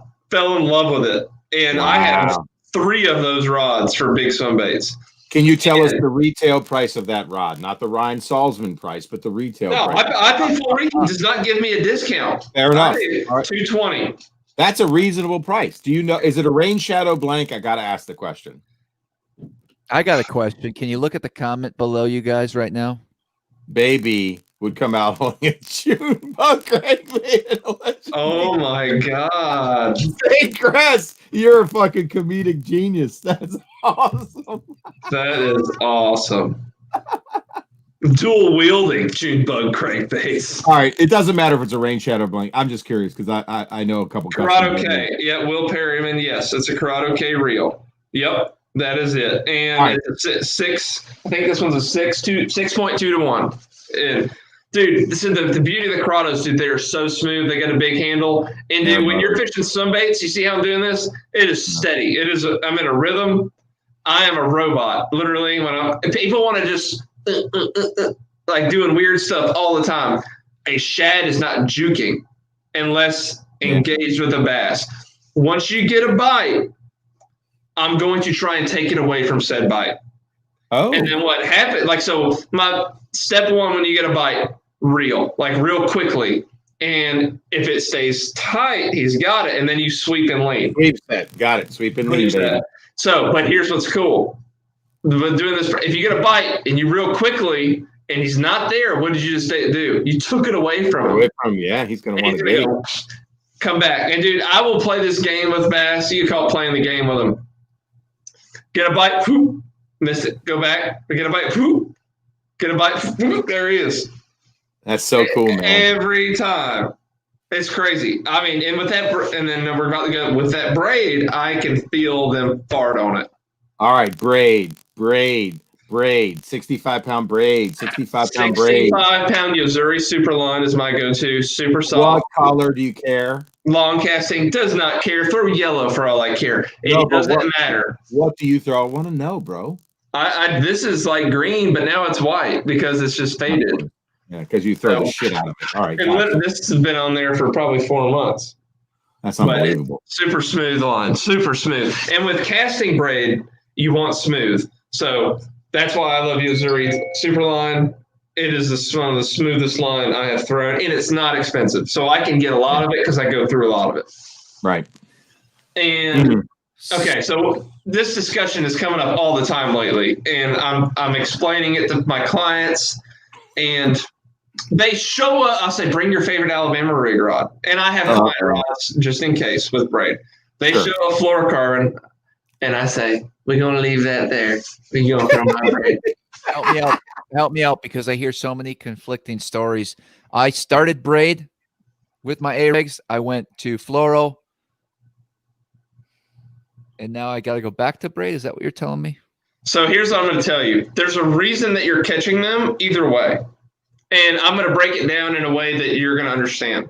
First, I'm going to tell a story. So, story time.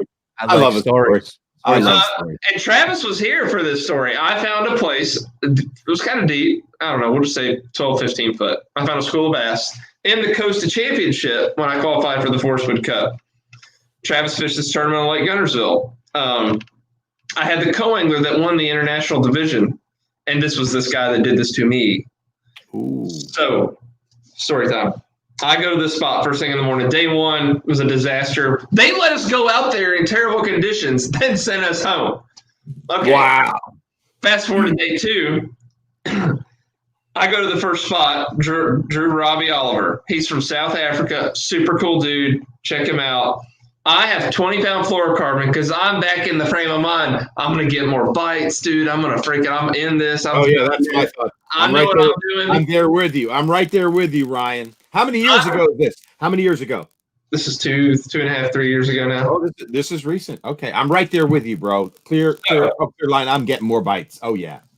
Oh, yeah. I'm like convinced. There's nothing with someone in the back of the boat to prove you otherwise. Guess what? He has braid. Uh-oh. He's out fishing me 3-1. That's crazy. And catching the big ones. Why? He casting farther?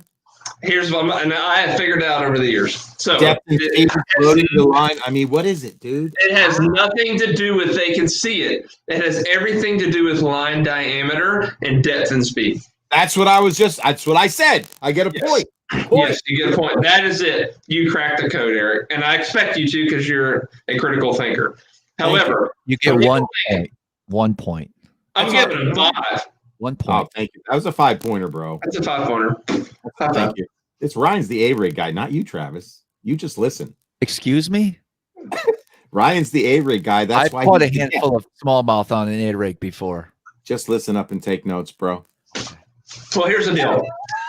Now, there's a caveat to everything. Very true. Because north could be different. Who knows? I do think up north, when you can see 12, 15, 20 feet, that having fluorocarbon and a translucent line because I think one might hear it, but two, they just see something and they get spooky. I need to talk. What you just said, yes, maybe I will stick with fluoro. But second of all, you realize you're throwing shiny metal arms in the water. Correct. And you're worried about braid or fluoro as a line, a little tiny line. Get out of here. Right. So, and the only thing, with that super clear water, I tell them Tennessee River, God, when it's down there, you got to think light penetrate. They're not seeing that. Dude, it's an illusion. The way I describe it to people, imagine if you saw 5 747s in the air. And if they were being towed by all you would see is the airplanes. You wouldn't see nothing else. -1 to Travis. Because I can't even read it. Anyway, so that's my analogy. But let's just say you got a school of smallmouth suspended in 20 foot of water and they're hovering at 15 foot. If you throw past said smallmouth, let the lure sink to depth, reel line through, and they see this line before the lure gets there, because the water's so clear, it may put them in a negative mood. That is my theory. Fair. Now, over in the Tennessee River, not going to happen. They're not going to see the line. Yeah. What was that? Josh Gibson. I know him. We need to find salty women, but that floral hat puts him at a handicap. Dude, the ladies like the floral hat. They got to think, I'm a peacock. I'm strong. Nice. All right. So we got the braid, 65 pound. We got the rod. We got the reel. We got it going on. You know what we don't have? You know what we don't have? What's next? We got the setup. The proper way to store your Alabama rigs. I'm gonna one up you on that one, dude. I don't have them here, guys. I got the best thing ever, and dude, if one of you has it there, go get it. You know the paper clip thing? They're like, it's like you squeeze. Yeah, I have it. I actually have a bin downstairs labeled "Next Auction Bin," and I just put them in there. Dude, why? Am I messing up? Clamp it? Dude, Andy Poss, that's all he taught me to use. Hold on, let me see. Is this it? The red one. It's this red. Yeah, there it is. That's it? No. That's not it, Travis. That's the one you're selling. That's what I have. Guys, let's you. Let's that right now. No, I'm kidding. Guys, you can get them. They're like so cheap. It's like, I don't know how many you get for $5, but it's a lot. They a stack of papers. So it clamps and it opens up and then it clamps. Yeah, I know what you're talking about. Dude, you take that. I got one over there. I got this right here. Hold on. Get it. That's what I'm saying. You probably have one laying around. No, listen, before you guys get all extreme, now that Eric's gone, maybe I have a shot here to get a word in.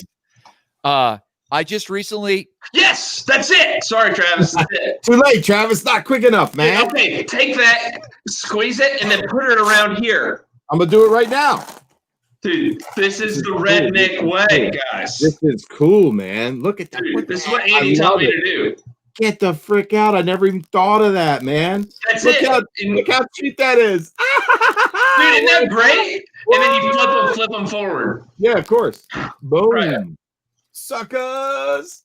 Damn. And then you can use one of your little crankbait wraps instead of this big giant one. And then you can put it on your hooks. And that way you're not getting your shit all tangled up as a co-angler. So there's a little co-angler tip. Hello.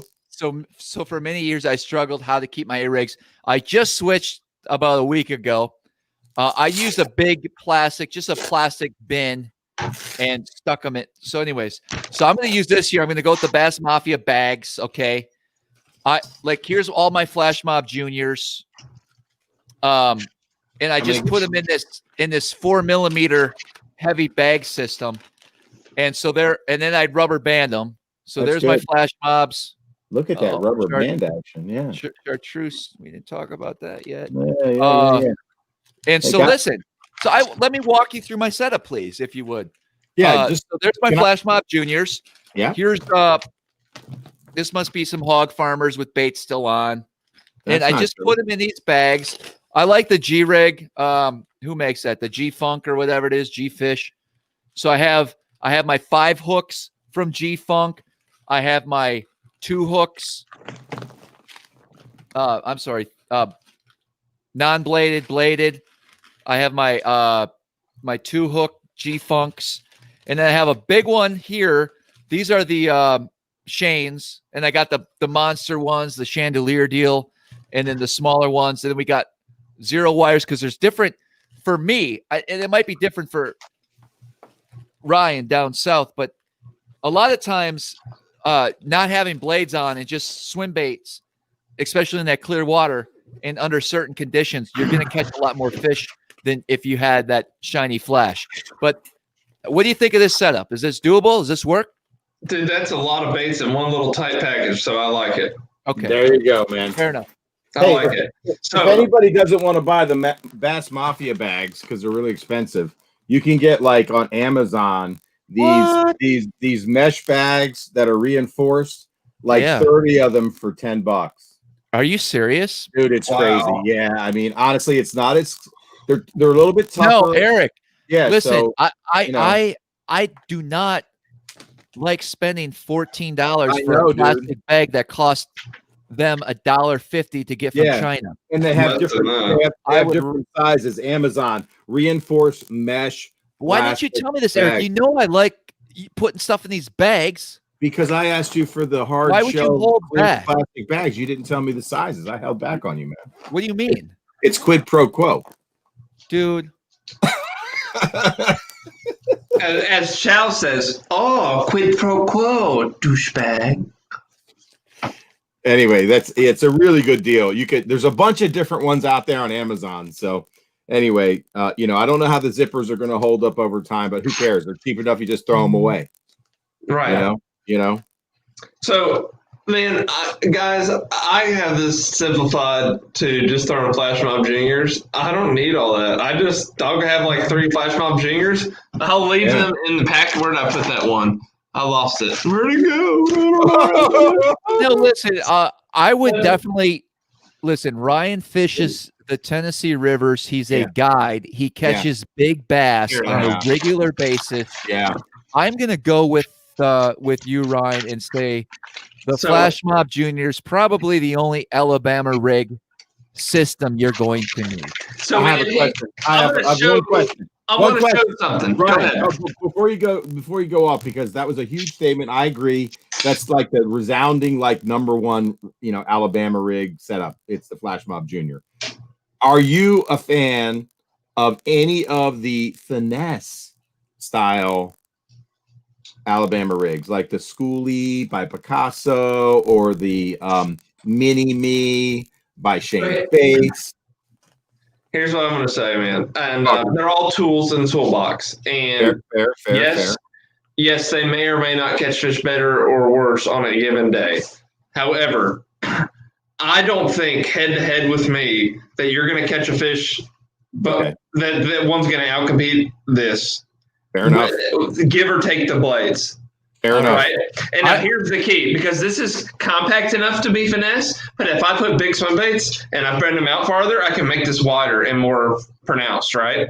It really is. It's like a one-size-fits-all. But, dude, guys, the key, you see how how flexible it is? Yeah. It gives it breeze. It's a lot. It breeze. In the water, when you move that rod, it flares. Dude, and this is the key to Alabama rig fishing, what I figured out. There are A-rigs that are too stiff, and there are A-rigs that are too flimsy that catch all the time. So there's this A-rig has the perfect balance of this without breaking all the time, without being too stiff. It's just got everything that I want in an A-rig. Can you show us, I hate to ask you to take one out of the pack and ask how you spread the rig. That's fine, or generalized. And while he's doing that, I want to make a comment too. I feel that there's probably, yes, you can make that a finesse looking, or you can make it a little bit bigger.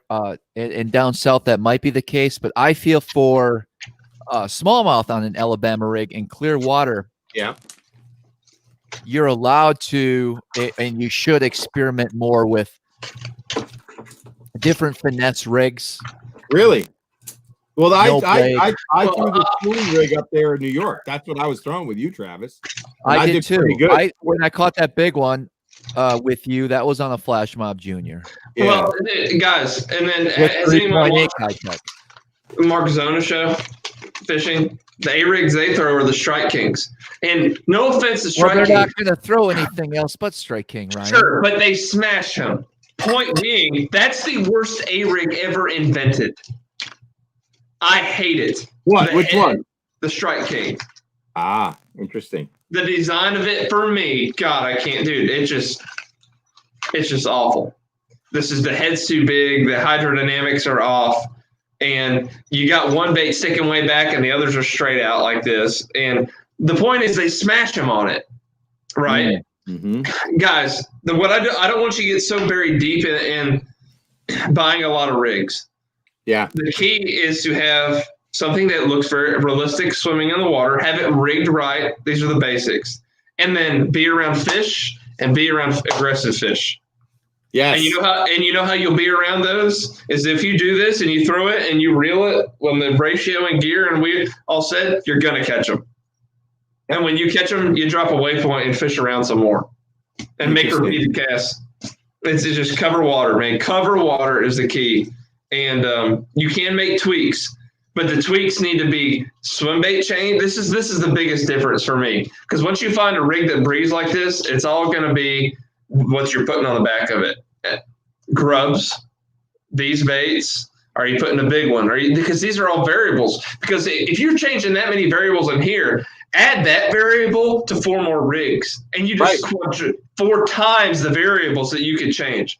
So for me, doing it every day, when I have one rig, all I have to focus on is changing these out to figure out what they want. Very good. Smart. So for a guy that's not spending a lot of time on the water, this just simplifies it. And know that if it's not cloudy or windy or current, you don't want to throw blades. There you go. That's that simple. Slick, calm, ditch the blades, keep working. Right, and just chunk and wind.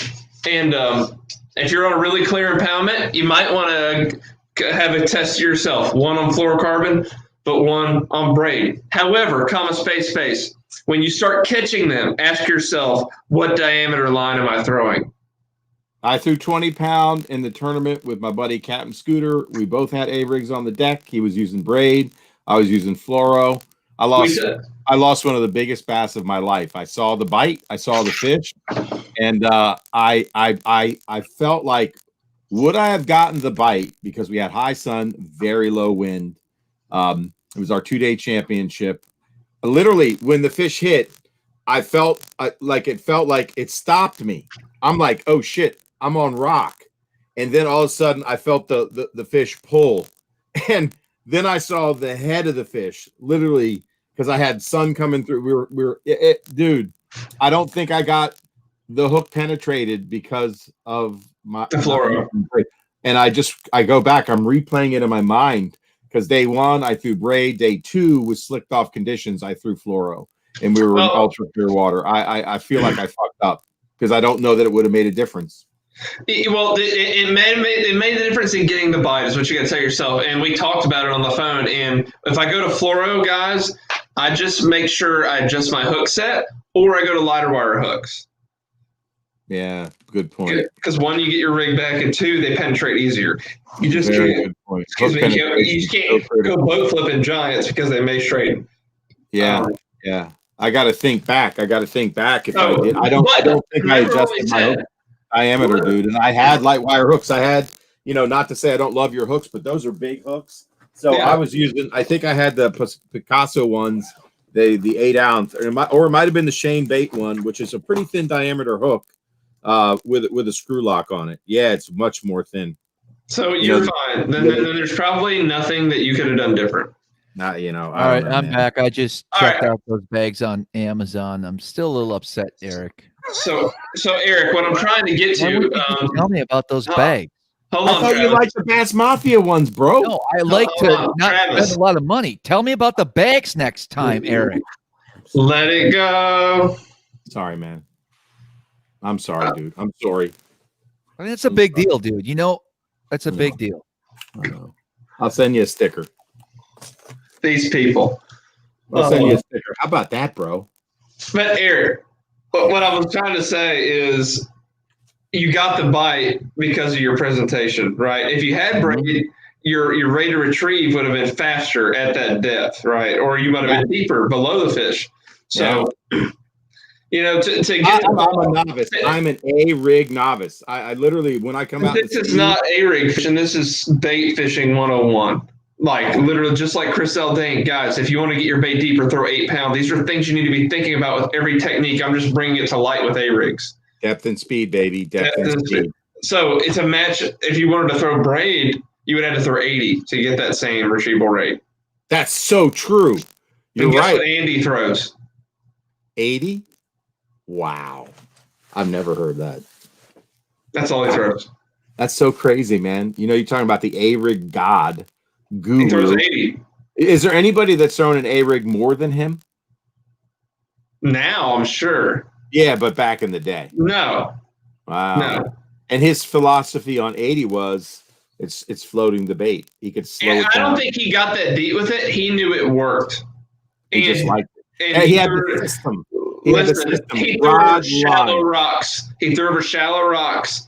And unbeknownst to him, looking back and us knowing the science of it, the 80 allowed him to fish it slower and more efficiently over the rocks. Wow. And he said, dude, I don't lose my A-rigs when I throw 80. I get them back. Wow. That's his reasoning. But it all worked together to catch fish for sure. Guys, the moral of the story is when you start catching them, think about the diameter. And I find, like the one size fits all, like the rat tail trap, of traps. That 65 is my go-to. And I'll dial it in from there. I love it, man. I love it. What you're saying makes total sense to me. You've got a whole system: rod, line, reel. You've got you're picking up cues on the water. You've got flexibility to change out size of swim bait, color of swim bait. You're driving the fish towards the bait with some of your mods that you're talking about. Bigger swim bait in the middle to really get that attention focused on that middle bait. That's just freaking awesome. Have you fished an A-rig much in tournaments where you're only fishing 3 baits and you're using the 2 dummies up top? And when you're using the 2 dummies up top, are you modding that wire to shorten it so that they're really focused on the bottom 3 baits of the Flash Mob Junior? Yes. Yeah. Like I said, I'll cut that wire and I'll shorten it. I'd I'll equidistant it, like dead center between the blade and where it's the original length, right? Okay. And I'll bring it up, and I'll try to bring that blade up too, just so it's get that crimp loose and push it up and then recrimp it. Correct. Yeah. Fair enough. Okay. I got you. That's cool. You're driving the fish to where you want them to eat. Makes complete sense. That's right. Those are brilliant mods, man. You're giving up the juice tonight, bro. I'm telling you all I know, and I've done it for a long time, and that's why I've gone through all those. Like I started out like Travis. I had all the A-rigs, and it's like everything. It's like jig fishing. You start out with all the jigs, right? And you experiment, and you come back to black and blue, and you come back to brown and green. And that's so true. And just like cranking, you come back to the DD22s and 6XDs and all that, whatever. But I want to caveat this into single swim bait. I brought my single swim bait rod for a reason. I want everyone to know that A-rig fishing, and if you don't have a lot of confidence in swim baits, and you have confidence in A-rigs, you have confidence in swim baits. An Alabama rig is just 5 single swim baits. They are fished identical. And you're throwing that single swim bait on the same rod? No. Oh, good to know. No. I thought I heard you say that on your 3/4 ounce swim bait. See, that's 3/4 to me is a heavy swim bait. It is. Okay, so that's your 3/8 ounce right there. This is a half. Half. Okay. Hey, by the way, this is a 7.5. By the way, medium heavy. By the way, what? I mean, I'm not bitter, but I just thought of something else. Oh my God. That True Bass hat you gave me last spring, Ryan, it's got some sweat marks on it, so I don't really wear it that much. Because you're a freaking diva. Got it. If you could put that in my care package as well, that'd be great. All right, we gotta get you to cover shipping, but I'll do it. Okay. You can Venmo me. I got some new hats, by the way. This is a cool talking point. Give them here. Oh, you got the new logo, bro. Got new swag, boys. And you can use Crush Live, all lowercase. Crush Live, all lowercase for 20% off. Look, I got the camo. What? Dude, Brohim. I like that side logo, man. That's my jam right there, bro. Look at that guy. That's clean. That's smallmouth crushes. Boom to the I house. would assume, based off the sales from tonight's live show, I should be getting a really nice care package. You know, I ain't got a sale yet, so we'll figure it out. You guys got to step it up. I'm doing my best. I think my care package at this point is going to be a little bit bigger than his. Doesn't matter if I sold 10,000. I still tell Travis and nothing worked. I don't know what happened. They didn't buy anything. I don't know. That camo hat's sick. People are loving it, man. Fire. Dude, listen, I like those hats, but I still would like an original as well. Now you want 2 hats? Actually, 3. I want. Yeah. I'm gonna have to talk to my partner and advisor and cohort. See what you can work out. See what you can work out. Listen, honestly, on a serious note, some really good information tonight. I'm on overload here. Me too. People are wondering where I've been all night. I've noticed that people appreciate when the main people are speaking to make it a bigger screen. Sure. That's all I'm trying to do. I'm trying to control the show. It's not that I'm high. It's not that I'm drunk. Any of that. So these comments are all BS. I'm just trying to chill and give you guys some space to talk. Okay? All right, Travis. Also, I'm sure people are wondering where they can get this hat. They can get it at it's the Peace one. shakakai.com. Dang. All right, people have asked about that rod. Sinister Rods. What is the website? One more time. He has one. It's guys. Okay, so there you go. Do you have? I'm gonna give out his phone number. Call. Yeah, dude. Put that right in the comments. Whoa. I don't even know how I can do that. I can do it. I can do it. Type it. Just tell me what's his name. Okay, his name is Wayne Christopher. Give me 1 second. Sinister is Cinister, right? Let me see. I can't spell. Yes, Cinister. RDZ. Oh, RODZ. Hold on. Right. All right. Gotcha, bro. All right. Wayne Christopher. Hold on. But I'm getting there. Wayne Christopher. Call him at a reasonable time, guys. Don't do this crap where my clients call me at 3 a.m. I'll kill you. Oh, my God. Seriously, don't do it. All right. What's his number? It is 256 457 6629. 6629. However, if you want to go buy one off Tackle Warehouse, that is identical to it. Now listen, Dobbins 7.8 heavy and the Extreme Champion is almost identical to it. Okay, but that's a $360 rod versus the 2-something, and you're helping someone small local. Please help the Dobbins. I have both. I throw both. But please help the small business guy. Please help the small business guy. They're in need of help. Yeah, tell him Ryan sent you. Yeah, that'd be cool. That'd be cool. Yeah, man, he's a cool dude. I'd buy it. He's right down the road. I mean, he makes some great stuff, so it's really cool. Do you throw the rig year round, bro? Year round in Bama? Do you throw the rig year round? I do, but it really becomes a tool after the water temp gets above 70. You mentioned something that got my attention, and here's a question for you. Why has nobody won a tournament like burning a rig over the grass on the Brotomac River? Would it work? I know it works on Guntersville, and I know that a lot of fall tournaments has played a part in a lot of top 10s and even wins. Okay, so when you're burning a rig over grass, and when you say grass, like how deep's your grass? I mean, it could be right under the surface we're burning it. Damn, son. All right, what, 16th ounce heads at that point? No, I throw 8s and I hold my rod tip up and buzz it. Buzz it, dude. I mean, those top 2 baits are like gurgling the surface kind of crap. Yeah, I can't even imagine watching a bite like that. That's great. It's fantastic. But I do throw a 7 when I'm doing that. Yeah, of course. Okay, so you do step up your gear ratio to keep the bait up. You're doing your 65-pound braid because you have to in grass for sure, right? No change there, right? Mm-hmm. No change there, correct? No. 1/8 ounce, and you probably have a 1/4 in the middle, right? Because you don't need to go heavy, right? No, I throw all 8s if I can get away with it. I'm throwing all little ones because a lot of times when you're doing that, they're chasing small bait, and you're just throwing all little ones. Yeah, well, the deal for us is like the bay anchovies in the fall get really thick on the Potomac, and they're only about an inch long. So that's weird.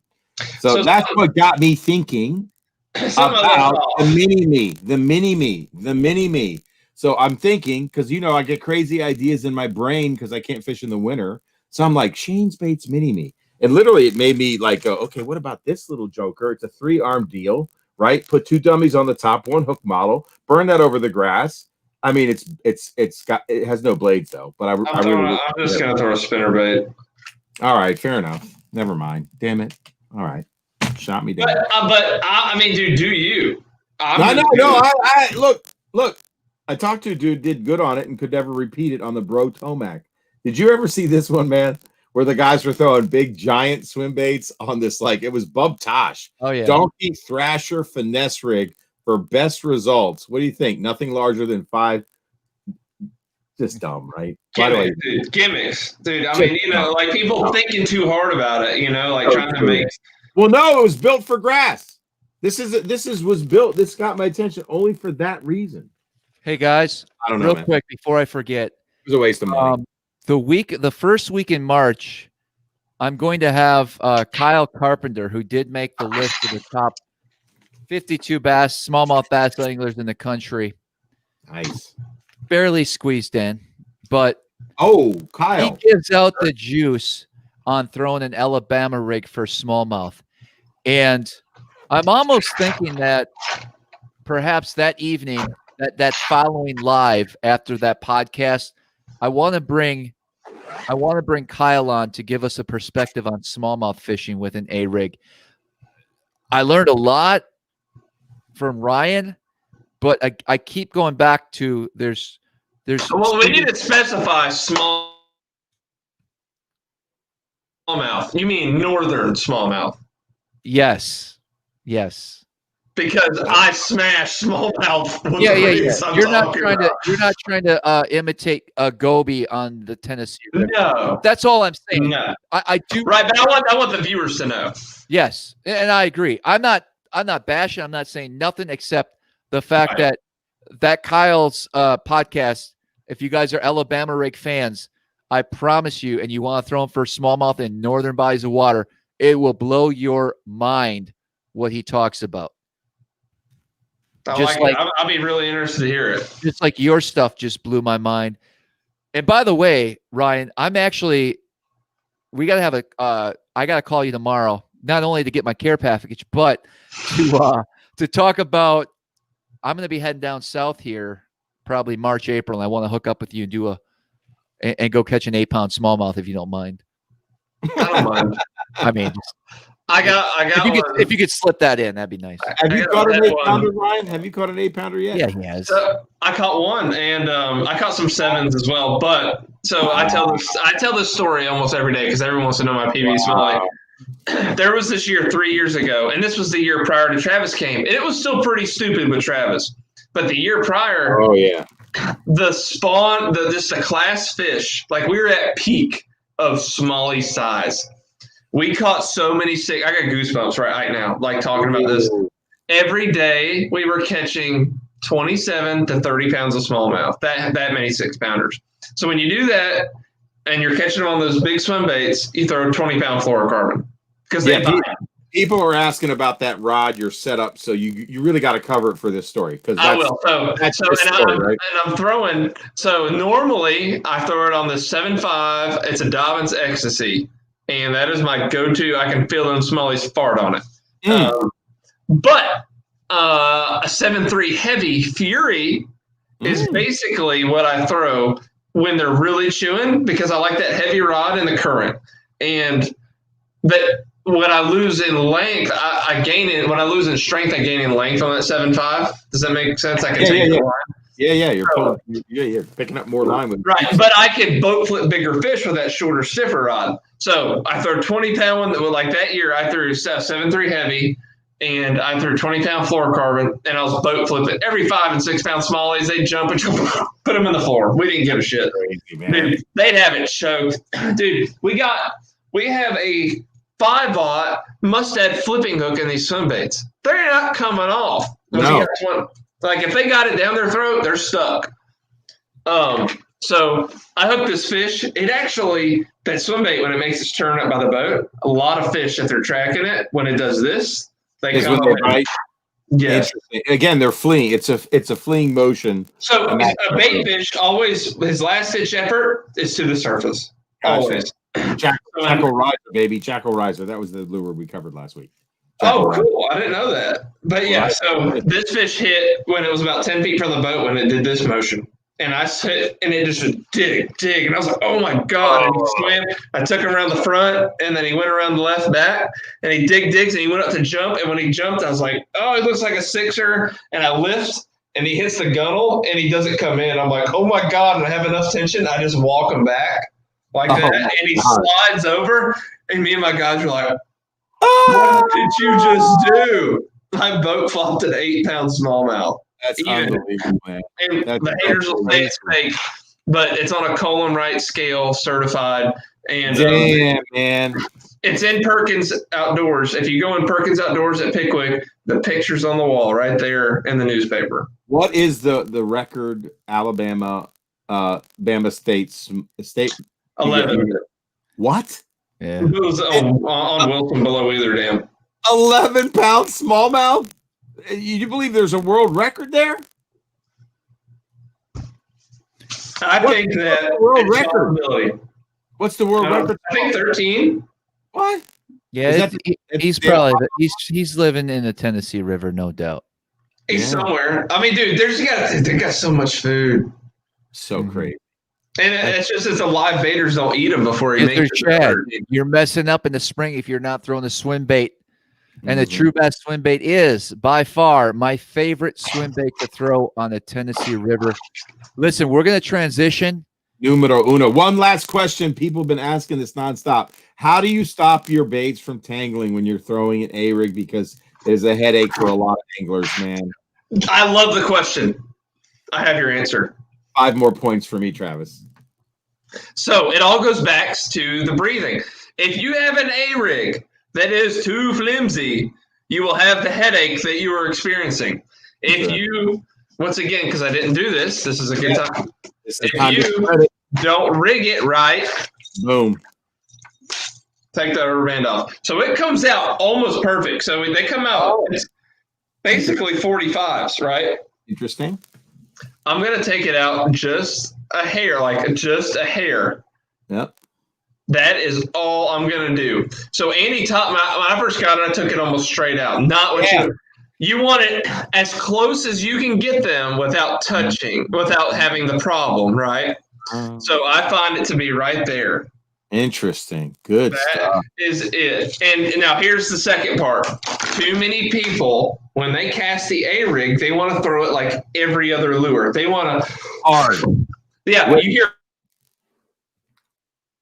Wow. You hear the rod woof, right? Yeah. It's wrong.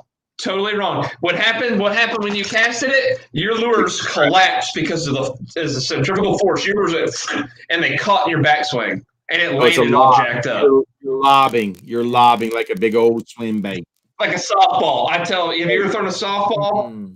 Yeah. It's just like throwing a softball. Just come back real slow and just lob. And the weight of this bait, even with 1/8 ounce heads, is 3/4 to an ounce. Wow. And it will go. Wow, that will. If you have your reel tuned, it will go a solid 40 yards and you will have plenty of distance.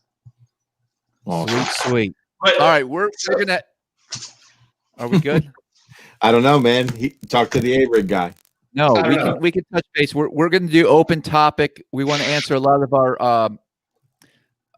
our viewers' questions for sure. I just would like to take a quick little break here. Sure, I'm fine with that. We want to talk about the one-on-one Smallmouth Crush one-on-one. You can sign up to have a 1-hour consultation with myself. I've been actually doing about 3 or 4 a week, keeping me pretty busy. So if you're interested in doing that, you can sign up on my website. We're also going to talk again about the reel shot, any of those baits we talked about tonight. I appreciate if you went to that link. And then, of course, the live Patreon, which is coming up this Saturday. We'll be right back. Have you ever wondered if your electronics are set up perfectly, or perhaps there's a specific technique that you should know a little bit more about? Maybe you have a tournament coming up on a new body of water and you want a second pair of eyes on how to approach that. Maybe it's your home body of water and you want to go through some seasonal patterns. I'm offering a service called the Smallmouth Crush One-on-One. It's actually a web-based program, so we can meet virtually and I can answer any fishing-related question that you may have, any topics, any questions. We're going to go into detail, and then we're going to be able to record that conversation so you can have a copy of that and look over that in the future. It's a really neat program I'm excited to offer. And if you want to take advantage of this, all you have to do is head on over to my website, travismanson.com. Upper right-hand corner, you're going to find the link, Smallmouth Crush One-on-One. And it goes into detail as far as what that service has to offer. And I look forward to chatting with you.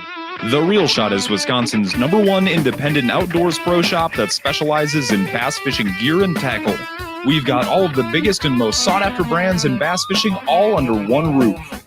Our online shop has a massive catalog of some of the greatest bass products you'll need to find success on the water. We ship fast and nationwide, so head on over and see what we have to offer by visiting www.therealshot.com today.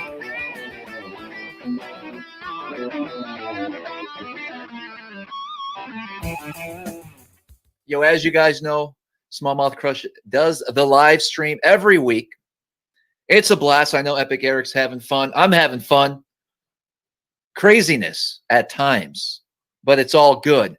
But I wanted to offer a bonus live stream to my viewers, and it's more of a private live stream. So I teamed up with a company called Patreon, and Patreon allows viewers of the show, viewers of the channel, fans of the channel, followers of the channel, whatever, you guys, an opportunity to sign up. It's a paid monthly subscription. So it's $10 a month, cancel anytime. And that'll give you access to one bonus live stream per month. So the next bonus live stream is going to be January 16th. And then in February 6th, we're going to do a bonus live stream.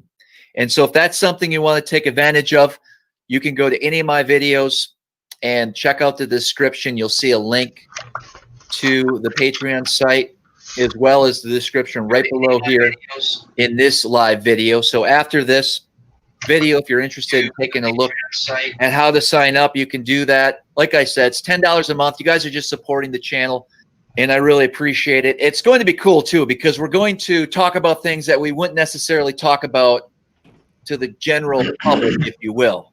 So I want to give you guys a little something special for coming over there. We're going to be able to answer your questions at a more personal level because there won't be as many live viewers at that time. And I believe I'll be able to actually offer that episode to you if you missed the live stream as well. But we all know the best part of the lives is being there, being able to talk back and forth in the comments and having us respond to your comments. So that's important to me. I want to make sure we're able to offer that to you. So if you're interested in helping support the channel, I really appreciate it. Head on over to my Patreon account and sign up today. All right, everybody's back. One extra one. Alex joins us for the Smallmouth Crush After Hours. Yeah. His screen just flickers, man. Sponsored by Michelob. Sure, why not? Hey, we got a bunch of questions, Alex. I know you have some questions for Ryan from some of the comments, and we want to make sure we hit those. So let's kind of recap and continue on with this conversation, and we'll see where the night leads us. It does flicker, doesn't it? It does. Bless it. Yeah. Ryan, you guys need to make a perch color for True Bass. You know, we tried, and it's just not that good of a seller. Sorry. Crazy. We do have a green pumpkin, dude. If you like it, just put some more stripes. Ryan, to be honest, your following really is that Tennessee River. Once people start using your swim bait a little bit more, and you know, is there a big tackle store up north next to a big smallmouth body of water that carries a bunch of your baits? Not that I'm aware of. Not that I'm aware of. So that's part of the problem. Once once you start using that, that swim bait and understanding how it works, the next, especially for a northern angler, we have shad, we have alewives, we have smelt, but eventually you're going to have to experiment with a perch colored swim bait. We got the green pumpkin one. I don't know if that fits the bill or not. We had some prototypes. I don't know, man. Here's the deal: we're growing, and when we can keep up with the demand that we have right now for the shad color ones, we'll start expanding into those colors. Dude, literally, you could take a Sharpie and a Spike It dye marker and make yourself a perch colored one. If you use orange and black stripes, right on the green bean, probably. Man, yeah. I mean, I would love to do it as like a fun thing on a show one time. If you put a green bean in the package, I'll show people my doctored up perch swim bait. Mm-hmm. I've taken, the Reaction Innovations Trixie Shark and taken one that, has that green back and white underbelly and made a bluegill color. And it just looks beautiful, man. It really works. So Adam's asked this a million times. Ryan, do you have a herring color? This is a really unique question because everyone thinks blue herring is blue, and it's really not. The most success that I've had, I was on Smith Lake the other day, saw a herring floating to the surface. First time I actually got to lay my hand on a herring that was still alive. Cool. It looked identical to 99 Problems. Isn't that funny? Dark, almost black back, yes. But they're olive back to black back, so olive is a really lot of common. Green bean is the one I've caught the most fish on Smith, which is a herring lake. Yep. But I tied on 99 Problems after I saw that day, and I caught fish. Isn't that great? That's awesome. So there it is, man. No. So you'd say 99 Problems, if you could just have one color, that'd be your color you'd take everywhere to have the most success? Correct. Yeah, one of my go-to for the end of the time. That, and the next would be Citron. Great question, Alex. Citron. Boom. Yes, man, that's a beauty. That's a beauty. Yes. Yeah. Hey, Travis. Is this after hours? It is, and I was just gonna say, Alex has some amazing questions. He's like on point. For those of you, well, more so for Eric that missed the rest of the show last week because you violently left the live stream. That was the absolute best. That was the highlight. I fucking dropped a rat on Travis, man. Violently left the live. It was not. I was smiles. I thanked you, buddy. No, buddy. I was scared, bro. I didn't know if I was gonna get a call back from you the next day. And you know what? It was a knot in my stomach, thinking, did I really piss him off? And then I'm thinking, I couldn't concentrate. I couldn't work. I got frustrated. You go. He looked at the camera, Ryan, and he goes, Eric, you got 30 seconds. That's after he goes, dude, it's just a rattle in your rat. He doesn't understand what I've done here. Anyway, and then he goes, yeah, we're going to shut this fucker down. And that's when I'm like, buddy, I dropped the mic on. It was like an 8-mile Eminem fucking moment, bro.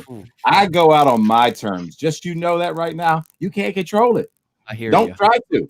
I hear you. Listen, I'm here for fun, bro. A couple points, guys. With this new format, we're always going to have a serious side to us with these podcasts, with this YouTube Live. So the first half, we're going to have our guests, the tackle companies, the guys like Ryan talking about techniques. We're going to have the TRS bait of the week. We're going to talk about monster bass. We're going to share all these serious things with you.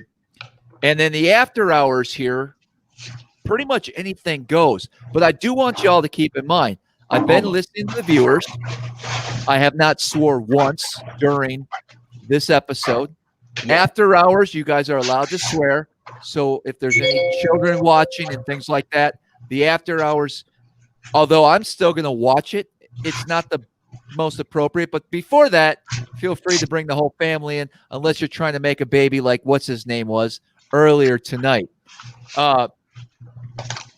The podcast, the SmallmouthCrush podcast that I've been doing, you're going to see a different side of me in those videos. That's a more serious approach to try to educate as many anglers as I can when it comes to smallmouth and share our passion with smallmouth fishing.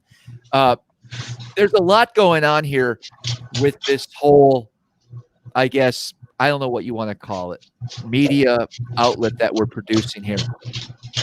You're going to get the good videos. You're going to get the crazy videos. You're going to get serious videos, random YouTube videos as well. I just want to lay it on out there what I see the future of SmallmouthCrush heading. You're going to see collaborations with bait companies like Eric's working on some really cool things. I'm excited for, what is it? Next month? TK, we're gonna kind of share some pretty cool information, Eric, that I'm super excited about with. Are you following? Can I get a yes? Yeah. Tell me again. Say it again. I'm sorry. I kind of zoned out. I was doing viewer comments in your. I was just talking about how excited I am to have that collab with you and TK on those baits that we're going to showcase. I do want to say next week, Thursday, we're going to have Epic Eric's, I guess, real partner. Yeah, team tournament partner that we. I thought I was your team tournament partner. You used to be. Scooter will be joining us next week Thursday, and we're going to be talking about fishing team events and kind of how you guys prepare for that, the chemistry that's needed in between, two different anglers. There's going to be a lot going on, and so for that first part, we're going to be pretty serious. And then we have a special guest coming on next week, Thursday, later on. Do we tell him now? So let's just say the surprise guest tonight, I think, really pleased the viewers. I mean, I got a lot of messages, man. They were like so stoked. Okay. So no, don't give it away. But let's just say there's going to be some heat coming to the stream next week as well. He might fish with or against Chris on a regular basis. Good enough. Good enough. Yeah, that's pretty cool stuff. And I believe BTC is dropping by if he's not preoccupied with the Cougar Uber. That's awesome. That's awesome. Yeah. Anyways. Yeah, man. Let's talk, man. What else I got, man? I want to show off the new stickers, bro. Yeah, do it, man. Come on, man. 2 sizes available. What's up with that? Dude, I need one. Hey, Eric, I need one of those. I got you, man. I'm gonna send you a care package, bro. I'll put them on my wrap this year. I'm gonna put it on. I'm gonna stick it somewhere. I got 2. Man, you would? Are you serious? I swear to God. Damn. Yeah. Man, that fires me up, man. Thank you. So anyway, everybody's like, you got to get some stickers. You got to get some swag. I'm working on it, guys. So this is the first thing I did. How about that? Hey, since it's after hours, I got to call out a few people here. Yes. If I may. We're going to pick Brandon Andrews. He goes, enough of the commercial trap. Listen, Brandon, I got to make a little cash. And so you're going to have to sit through my stupid-ass commercial and hopefully sign up for that Patreon this Saturday where we give out the juice. It's $10 lousy, but I appreciate everyone who does sign up. And where do you go from there? He's the one missing out. Yeah, dude. Get on board, Brandon. Come on. You can sit through a 3-minute commercial. All this juice we dropped on you guys. Shit. Hey, you guys, I got to give a little prop to Goonie Wolf, who designed the logo, man. Goonie Wolf is badass. You can find him on Instagram at Goonie Wolf. Man, he hit me up. The dude is just a fun guy to work with, man. He has just been killing the designs in the bass world, man. Goonie Wolf, he's dynamite, man. Dynamite. Where can we get those? Where can we find that? Well, I'm bringing I'm working with my son to bring the Bass Lab, Epic Eric's Bass Lab site to life. We're working on the categories. I got some bait collaborations going. So, it's going to be limited, man. I'm going to do some bait drops. You guys have been bugging me to maybe release some of the crazy inventory. Really hard to find baits, out of production, a lot of vintage stuff. And, I've got some bait collaborations going with Tacklecraft and the Big M, Marty Burns, for a balsa crankbait that I think is just going to be dynamite, bigger bait, bigger bite concept. I've been testing the prototypes lately, but that'll be further down the road. So, yeah, TK's got some special stuff coming in. It blew my mind, man. We've been talking, and the design is in. So I'm out of my mind waiting for the real bait to come out. So I'll be stoked. Yeah. So, yeah, man, we'll tell you where you can find all those things soon. Yeah. You know what? I think it'd be really cool if we put together some type of maybe a prize package for all the Patreons and pick one next Saturday. Yeah. And if you don't mind, Eric, I'd like to somehow be able to send them. Are you drinking straight from the bottle, Brohim? Yeah, man, Strongbow. Have you ever worked? Not with you. Look at the intern Alex, drinking the a bottle of Fireball. That's his name. His name is Fireball. Okay. I like Fireball. I'm calling him Fireball. Damn, Brohim. Hey, Salzy, I know you like a shaky head, man. Have you seen the shaky jig? I have, dude. Would you throw it? I would throw the crap out of that in the horseshoe. Dude, man, it's been getting some big bites, man. I'm pretty stoked about it, man. Dude, I'd catch some giant smallmouth on that thing. Oh my god, dude, you would freaking look at the little. Oh my god, look at that! I'm leaving the. You can trim the skirt, man, but it's round. It's round silicone, like to mimic round rubber. It's got a little hackle on the front, dude, and it just and I'm using high float worms generally. I don't think you need to use a high float worm, but I like the concept. You know, Dude, this you is a little can do a lot with it. You know, you can put a crawl in the back. There's so many things to do with it. So I finally found the right shaky head. And this little fire crawl one, man, I'm enthusiastic about this in the spring, man. When them red crawls come out, dude, that's going to be dirty right there with that rethiolate on the back. Don't sleep on them crazy colors. Don't sleep on the crazy colors, the man. crazy colors do work, man. They do, you know. It's just I just get excited, man. I just get excited. I just tied up a fresh batch over here, man. I got a black and blue that I'm really loving. That was my first one that I caught. Hey, Salzman, we're going to put some True Bass swim baits in that gift pack for Saturday. Okay. All right. I'm putting some True Bass swim baits. I guess I'll restock you in the care package. Dude, how you like that black and blue? That's the right blue, too. Dude, that's it. I love Eric, how you are a freak, dude. I love that. Freak. Dude, and look at this crystal flash and this perch looking one. Eric, man. Eric, how can I get about 20 of those? Dude, I can't. It's just me tying them up in my basement. You know, we talked about. I'm trying to bring this bigger to life with the collab. I think we got some stuff in the works. I want to be I like don't Eric. know. I got. I'm gonna put it out there right now. There's not a lot of. Go ahead. Put it out there right now. Yeah. It would not surprise me within the next 3 months, you guys will be able to buy those baits commercially, or at least we'll be heading in the right direction in order to do that. Yeah, man, because it's got to have the right big head. In fact, Eric, let's talk tomorrow. Yeah. And have a serious conversation about that. Yeah. I already talked to him. It's going to be a true bass bait. No, you stick to your swim baits and do what you do. Dude, we make spinner baits. You start getting that shaky head bullshit. Dude, we already got them. Dude, stay down the Tennessee River and chuck your. It's just because Eric want to be a part of a big company. I just want a freaking hat, bro. I got you.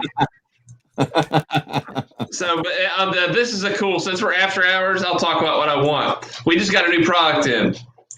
Oh, finesse, Frankie. Maybe. It's not even on the website. Oh, I got one. I traded Brent Anderson some freaking. I got 2 of those because I traded him his favorite trap, which I won't speak about. Dude, this is called the Jelly Jig. What?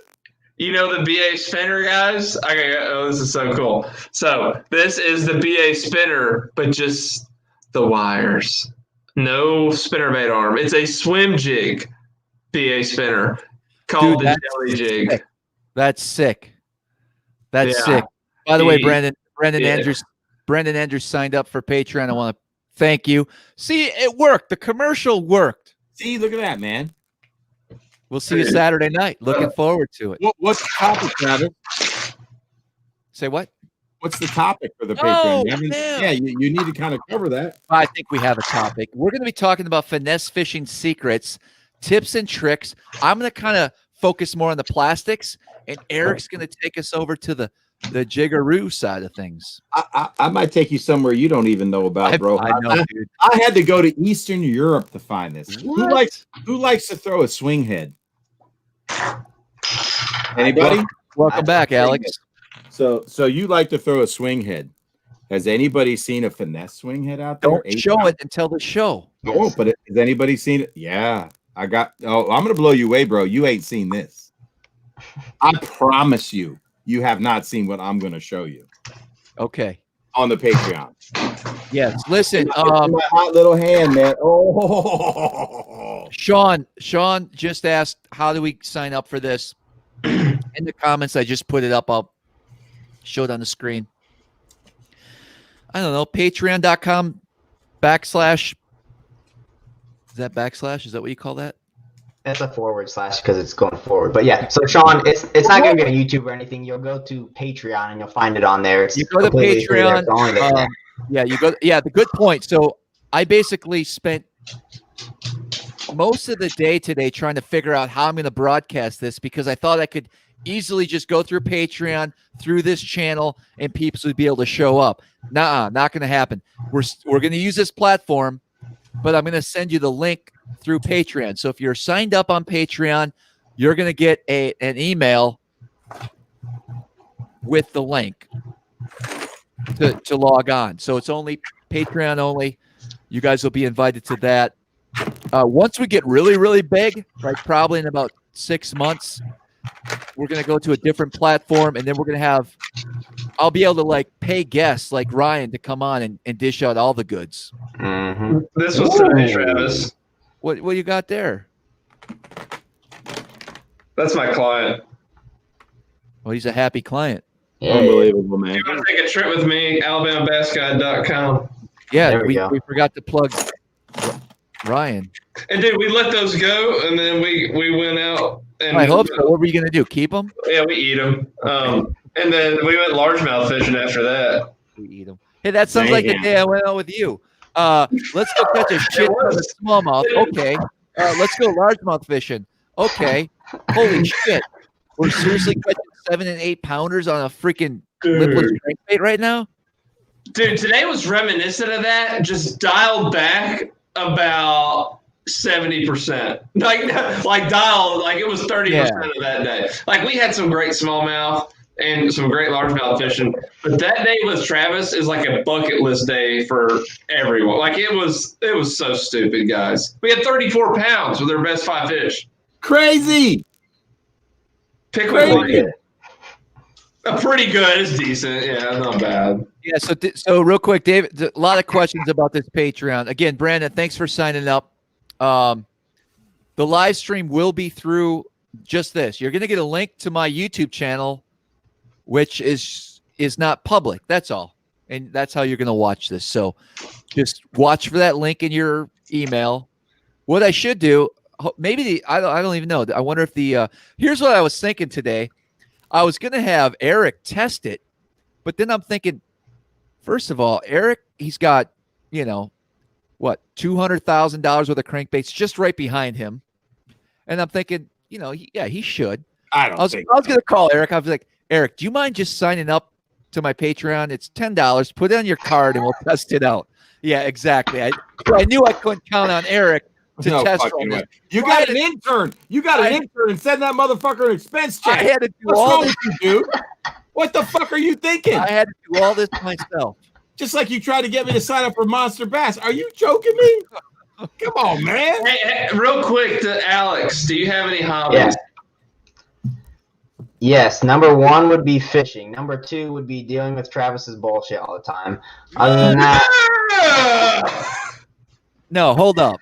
I love you already. He's my favorite. Baby. This is free guide trip for Alex. Hey, Travis. Strongbow is truth serum. Fireball is truth serum. That's right. Red One is true serum. It's the truth. This is after hours. Hold on. Dude, download the Patreon app. I know nothing about that. If I had an intern that was on top of that shit, I probably would have known. How do you not? It's an app you download on your phone like any other app, and they can watch it on there if they want to. They can just watch it on there. No, I'm not streaming. Okay, here's the problem. I can't stream through Patreon only and not get guests like Eric and other people on there. And it only works for right here, me. That's a perch. That's a perch. So that's why I have to use this platform and send the link out to all the Patreon members. And just like that, the intern's gone. Travis is killing the mood. Someone said Travis is killing the mood. Hey, this is a jelly jig.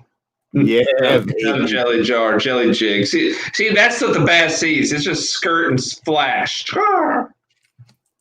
Stay tuned for the Tackle Craft show. Oh my God. Are you kidding me? A black and blue logo. Dude, I love it so much. Sometimes, man. Fire. What is that? Is that like a reverse jerkbait? What is that? This is a double hook pogo shad, man. Pogo. This is the whole special, bro. Is he on his tail just back there doing this? Coming through? Dude, this is a wide, wobbling, hard. If you don't know the pogo shad, you cannot be on this. Unbelievable. Well, now I Hey, am. listen. I gotta give props to Alex real quick. So we've been doing this this podcast, talking to the top 52 bass anglers in the country, smallmouth bass anglers in the country. He's been doing a great job setting up interviews. I want to just run off the list, guys. I have my schedule out. So do you mind if I just name drop real quick of some of the people that we're going to be talking with? Bring it, bro. In order. Of course, we had Scott Dobson, Gussie, Ken Golub, Jared Rohde, Ron Nelson, Gray Buck, Josh Douglas, Ryan Salzman. You guys ever hear Ryan Salzman? Salzy. Kyle Carpenter, Casey Smith, Paul Mueller, Cal Clemson, Matt Becker, Gary Atkins, Joe Baglog, Chris Knopfsinger, Brandon Polnick, JJ Judd, Dale Stroshine, Austin Neary, Curtis Richardson, Chris Zaldane, Michael Simonton, Joe Lucarelli, Chad Pipkins, Joe Raymond, Joe Wood, Steve Clapper, Rock Crawler, Joe Fonzie, It's a good bait. Ryan Said, Seth Fighter, Art Ferguson, Heath Wagner, Andrew Ragas, Dean Meeks, Will I got Cole. lost at the end. That's all we got so far.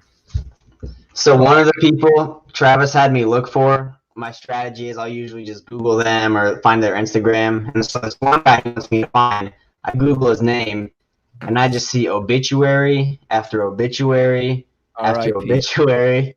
And I click on them, and they're all from like 2017. You know, I figured if the guy's dead, maybe it's recent. But this guy's been dead for almost 4 years now. Travis still wants me to find an interview. Find that guy. He used to catch big smallmouth. We need to get him on. Listen, at some point, guys, I think in the next 10 years, we will be able to communicate through a phone system to the dead. So I don't think that idea is like obsolete, but eventually. Have you ever seen a wood balsa? Eric doesn't even want to do it. Salzy, you would like a P70 in balsa, made by the man who knows how to throw a P70 better than anybody. I need a lesson. Can you give me a lesson? Who is that guy? Who is that guy that knows how to throw a P70 better than anybody? Eric. No, not me. Oh. Kobe Krieger. No. Who's known for it? Initials CP. He makes a fine balsa bait. He makes a fine balsa bait. You lost me. Craig Powers. Read up on it. Blow Jack Retz in the comments, he knew. Hey, nice. So listen, was damn close. Jack Retz, you were right. CP. So here's what I was thinking. There's a couple guys I have not been able to reach out to yet, or just haven't contacted them. I definitely want to get Mark Zona on. Al Linder. You know, Al's brother just died, so I thought. Oh yeah, let him, I don't want to hit him up. Give him some space. Yeah. But I do want Al Linder. You Derek, can get the Zona man. I do. Yeah, Derek. What about Mercer? You had him on there. Hell so yeah, Mercer. Here's what I was thinking. I was thinking we should have Dave on for the very final episode, Yeah, I saw that. 52 or 53, because you know, not that Mercer can catch him. Don't get me wrong, and he's going to bring a lot of value. But I want to know from his point of view. He talks to these top smallmouth bass anglers and are with them constantly. I'd like to get his viewpoint on the whole, you know, the whole freaking series of top smallmouth anglers. And so, yes, I definitely want to get Mercer on for the very last episode to kind of recap. That'd be good. That'd be good. Yeah, definitely. Mm-hmm. Oh, Babe Winkleman, dude, Ryan, that's a good point. And there's another guy up on the Menominee River. Menominee. Yeah, Mike Milandic. Good stick up there. That's the coolest part. There's a lot of people we may not know of, but I promise you, if I worked this hard in like corporate America, remember as BTC was saying, as I was begging groceries, I'd be a rich man right now because I busted my ass doing these podcasts and editing, and it's going to be a really good finished product for sure. So I'm excited about it. Am I going to do season 2? Whew. That's a tough one. I mean, what will we talk about? Bait makers with dogs? Here we go. Nice. Season 2 would be good for you to talk to southern anglers about how you can transition from being a northern style angler to going on TVA lakes, Florida lakes, and catching them without being scared you're going to have a terrible finish there whenever you fish a big tournament there. Because I feel like that's something a lot of people would tune into, because northern anglers, like you're kind of marketing to right now, they might say, if you just place them on Okeechobee, they're going to be a little confused. So you get some Okeechobee people, you get people like Ryan, you get people like, I don't know, Cliff Prince, just anyone from down south that can teach you how to catch fish down there, and then ask them questions that you have, because it's probably same questions that the viewers have, that if they were going to go down there, they would know that they want to know the same thing you want to know. Yeah. We'll come up with something. I mean, all right. Adam wants me to take the Patreon off the bottom of the screen, but this is how I pay my bills, Adam. So we're going to keep it going, but enjoy the show. Okay. You'll get through it just fine. There we go. It is what it is. No offense. All right, Ryan. Talk about that jig, man. Come on, show me again. What is it about? It looked like a little mini Frankie four finger. How am I using it? When's it coming out? What's the story? I'm going to see Brent Anderson. You know I'm going to see Brent Anderson, right? No, you cheated on me and went to see him. That's cool. No big deal. It's all right. I thought I was coming to see you in the summer when it got hot. Yeah, we were going to do that ledge fishing trip. Oh, Travis is invited now. No, dude, this is part of my YOLO Bass Tour, bro. Are you coming? The jig is called the jelly jig. Is he there? Alex is gone. He keeps disappearing. The dude's he's got very unreliable, podcasting equipment. Go ahead, jelly jig. Jeez. So the jelly jig, guys. We want to see. Here is Frankie. Frankie four fingers. And this one's caught so many that it's missing a blade. Right, it's supposed to have 4 blades. This one's missing. But the Frankie is a spinnerbait, right? So the difference, right, is it is a swim jig.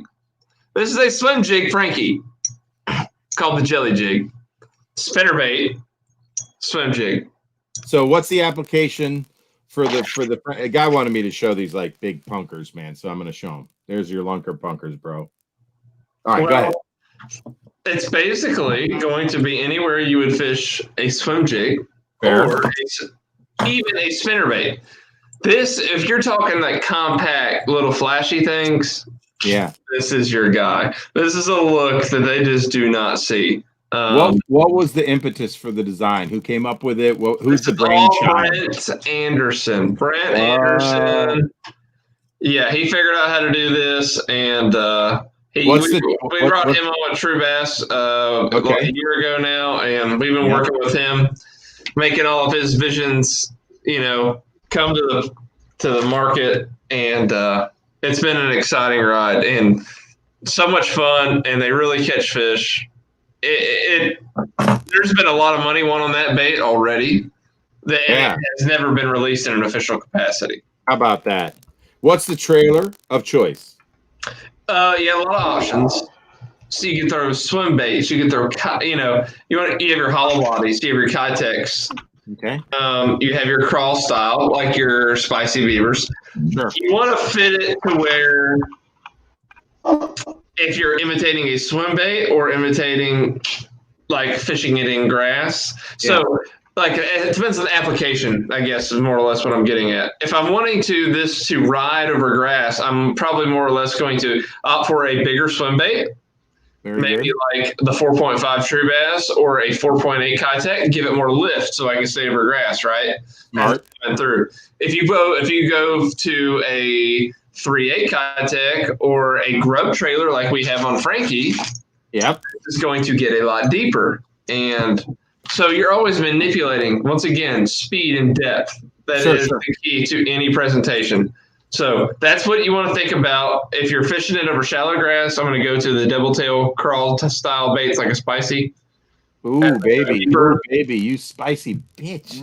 I love it. What's the weight on that thing, bro? 3/8 ounce? Half ounce. You always happen me, man. You always happen me. I like it. Nice. Half ounce. Will I be throwing that? Because, I'm going down to Florida in February. Is that going to be postponed down the aisle?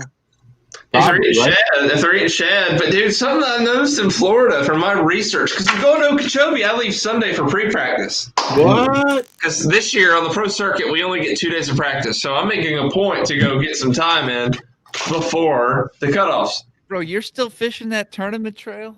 Yeah, you're just jealous you're not there. That hurt. I thought we're fishing the opens, bro. I am, dude. I'm fishing that. I'm fishing everything this year. I'm giving it all I got. Travis, did you sign up? Yeah, I'm in. Travis, good. He's like, Charlie, sign up. Nice. You better do good, man. Yeah, I better. Yeah. 7 to 8 days of practice. Northerns? Don't get cheap. All right, so Ryan, out of all these tournaments you're fishing, pro circuit, opens, whatever it is, what's one tournament you're circling on that schedule that you think, like, damn, I got a good shot to win this thing? Like, what's one you're really looking forward to? The Toyota Series National Championship, on Pickwick Lake in the fall. Pickwick this year? Nice. I got to get there, but I feel pretty good. Like if I ever had, like, a chance, I just got to go fish and, like, make it happen. Because you're in Phoenix, aren't you? So that's almost 250 G's. Yeah, it would be right around it, and then with all the other incentive money. But dude, honestly, when I'm fishing a tournament, most notably, I feel like I can win Gunnersville coming up on the Toyota. But just because you feel like you can win, I know how to catch winning pattern fish. It has to line up for you. Things have to go your way. Yep. It does have to be your time. When it's not, I could have won the 2-day super tournament on Gunnersville. I finished 5th this year. I finished 5th the year before that. And this year, I lost 2 fish the last day that either one of them would have won it for me. No, dude, really? Yeah. What happened? One jumped off and one the drag slipped. It's the Corrado. I've never had a drag slip on a Corrado. Oh, man. And so I had big fish day one. Had a 715. Damn. Big, skinny fish, too. And he had a 10-pound frame, but he was skinny. What'd you catch him on? Bullshit. Day 2, I was dialed in on something. And day 2, I have another bite near the same spot. Giant fish. Hook up, he's buttoned. I saw him eat it. It's down his freaking throat. Drag slips. I'm like, oh, God, I lose all contact. Head back up to him. The bait's gone. Damn. I'm like, and I see him. I'm like, I saw him inhale. The whole thing disappeared. 8-inch bull shad? 6. Okay. Custom what goes through your head when that happens? Because straight out of the pack. What?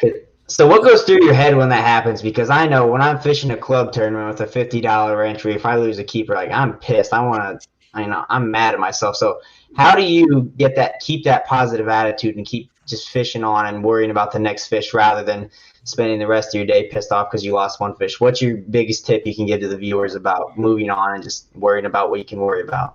Step 1, it's a choice. Step 2, you got to go through a lot of those choices to get to where you can let it go instantaneously. That meaning you got to have a lot of experience. I've had a lot of those scenarios. So, and even on guide trip, I don't like losing them. Nobody likes losing them. Yeah. But I know that I got the bite in the first place, so I can get another one. And it's KVD, so like I figured them out. So let's get it done. But the deal that tournament. That happened. I said, "Is a freak thing? Wasn't meant to be." That's chalk it up to it. Wasn't meant to be. You're gonna mess up the rest of your freaking fishing day, just like today. It was a grind. We didn't catch crap. dude, 10-30 hit, boom, boom, boom, boom, boom. Lit them up, 22, 23 pounds in like 15 minutes. That's how fast it can happen in these tournaments. So if you're just getting in your own way of catching them, the more you get frustrated. Yeah, I like that. Just worry about what you can control. That's really good. That's really, really good. So, another question for you, Ryan. So, have you seen the movie Wolf of Wall Street? Oh, yeah, for sure. I love that movie. I have not seen it, but I know there's a scene where he says, sell me this pen or something like that, and he makes him sell it something. So what I want you to do is, so imagine I'm scrolling through the Real Shot, Tech Warehouse, what have you, and I see all these swim baits I want to buy for my A-rigs, for my underspins, whatever. Tell me why I should buy True Bass over Kitech, Strike King, Zoom, Hollow Bodies, whatever else is on the market. Why is True Bass superior to those other swim baits? Well, hold on. You don't need to buy True Bass. Don't worry about that. No. Buy them other ones. You're good. You don't need it. The takeaway. Oh, I love it. It's the takeaway, folks. Classic patterns in sales. What you know about it, Travis? Used to be a sales guy. Did you recognize that? The way the bait's designed, the head, it allows that to move through the water at the perfect fish biting rate. I don't know, dude. I was just talking. The reality is, I don't care if you throw it or not. I really don't. Like, don't throw it. I'm gonna beat you with it. That's what. Boom. Travis kind of mentioned something like that in the live a couple weeks ago. He said, I'd get more enjoyment out of telling you how to fish and where to fish, and then go and doing the same thing and whooping your monkey ass doing what I just told you to do because I'm that much better than you. I believe that was the night Eric left me. Yeah, there's a lot of whipping your monkey ass. But that's the same mentality of me and Travis. But hey, you don't even have to worry about that, bro, because guess what? I'm not interested in individual tournaments. So have at it. Go at each other, man. Good luck. I would make the better man win. I'm a team guy. If it happens and I don't fish professionally in the next 10 years, you're coming to Alabama and you're fishing the top 100 as my partner.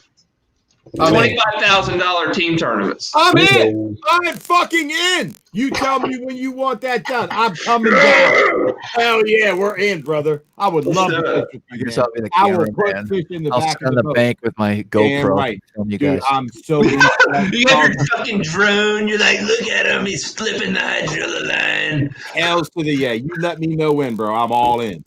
I love it. Jacob goes, what size hook for the 4.5? I would go with the 4. 5-aught for me. I'd go with the 4.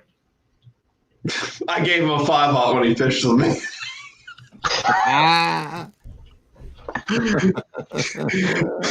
On the A-rig 4. So, to Travis's point. Okay. I'm so confused. I got to look back at my notes later. Why don't you just call Salzman tomorrow, bro? Say what?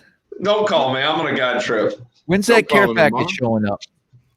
Man, you are all about the care package, bro. Am I gonna have to ask you about it, or will it just magically appear? Dude, you're gonna have to hound me, dude. Here's my schedule. I have a guide trip tomorrow, Saturday, packing Sunday, and leaving Sunday night for Okeechobee. However, I have a guy that can ship it to you if you just remind me. Ryan, just ship it to me. I'll make sure it gets to Travis. He'll get whatever's left in the box after I go through it, and we'll take care of it. Travis will get his cut. I like it. Yeah, Travis will get it. He's got sweatband hat. Fun story. I don't know if anybody. This is after hours. I don't think I've ever told how me and Travis kind of started out hanging out. Which I don't really even remember how it totally started. I think it started at Pickwick Lake when you came there, right? That's when I met you. Yeah, we went out to a bar. I met you at a bar or something. He's a little foggy with it. Just roll with it. Okay, we met him at a bar. I met him at the same bar when I was in college. And then I was in college fishing, and Travis had all these Power Team lures. And he had these big buckets. He said, yo, Holmes, get what you want. I said, and I just I was reaching in there, and they're so slimy and gooey. And I was like, dude, I'm just grabbing them, throwing them, covered in this slime. And I made the craziest, because I threw them all in one bag and forgot. I made the craziest colors because they all like melted into ones, like black and blue and June bug. Ooh, Right. I like it. Saucy. But I caught a lot of fish on those baits, dude. My favorite bait out of all those was a finicky tickler. Really? Why? Do tell. Drop shot, dude. I And freaking a wrecked it. very, very buoyant bait as well. Mhm. Caught him. Big time Jimmy likes that color too. Are you guys square? You and Jimmy? BT, Big Time and I? Yeah. Yeah, we're good. Oh, We're good. Really? We actually are. Uh-huh. He was a little upset that I called him out on live. Yeah. Did you apologize to him?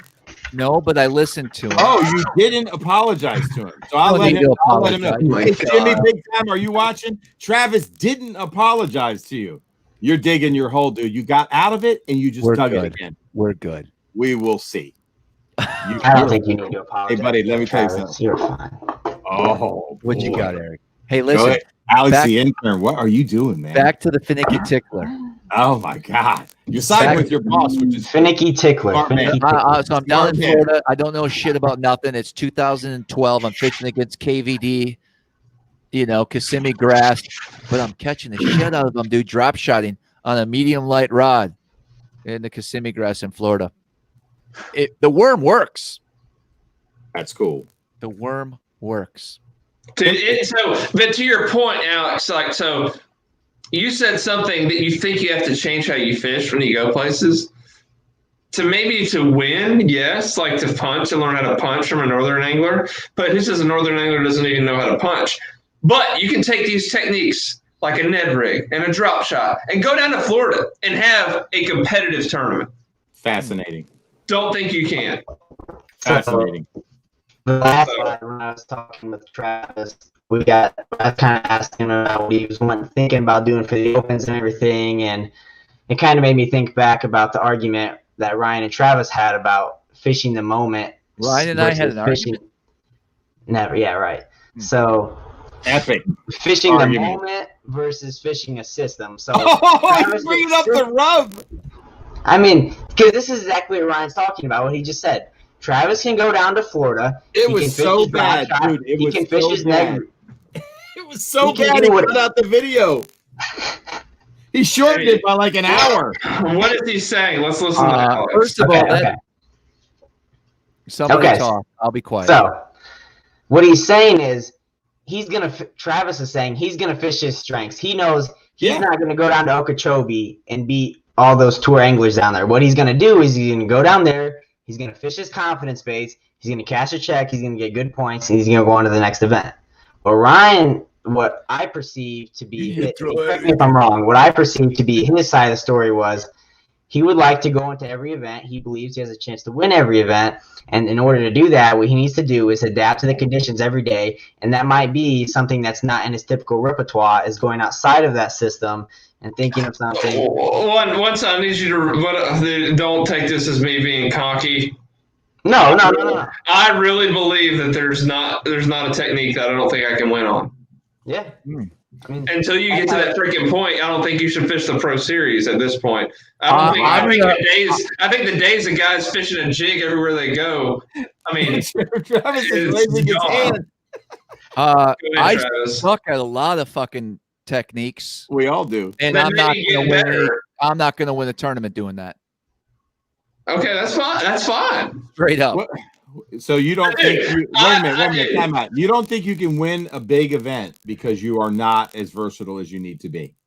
No, I think I'll win it my way, not He'll win it when it lines up in his wheelhouse. Got it. yes. Yeah. Yeah. Fair enough.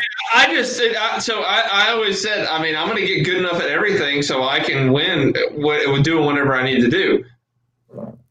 Just like a fighter, like a jiu-jitsu. Like if he's in a position, I'm going to take advantage of what he gave me. Mixed martial arts, baby. Yeah, it's just being versatile. I mean, that's what it comes down to, being versatile. Travis is a little more rigid and set in his ways. That's fine.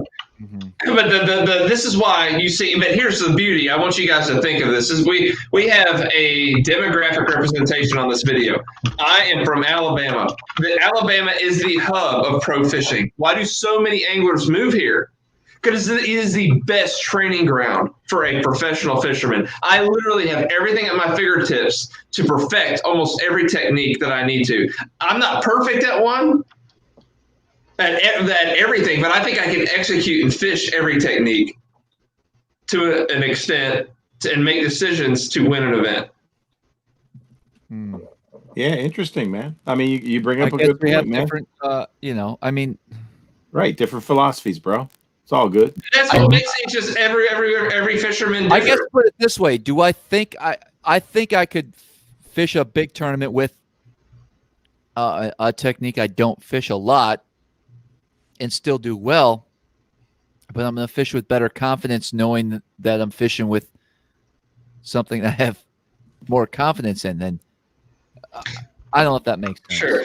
Dude, I think confidence is all just like you just choose that you're confident in it. That's how I believe it. So, I mean, and then just it goes back to, I tell the story all the time. I told it on Ike Live.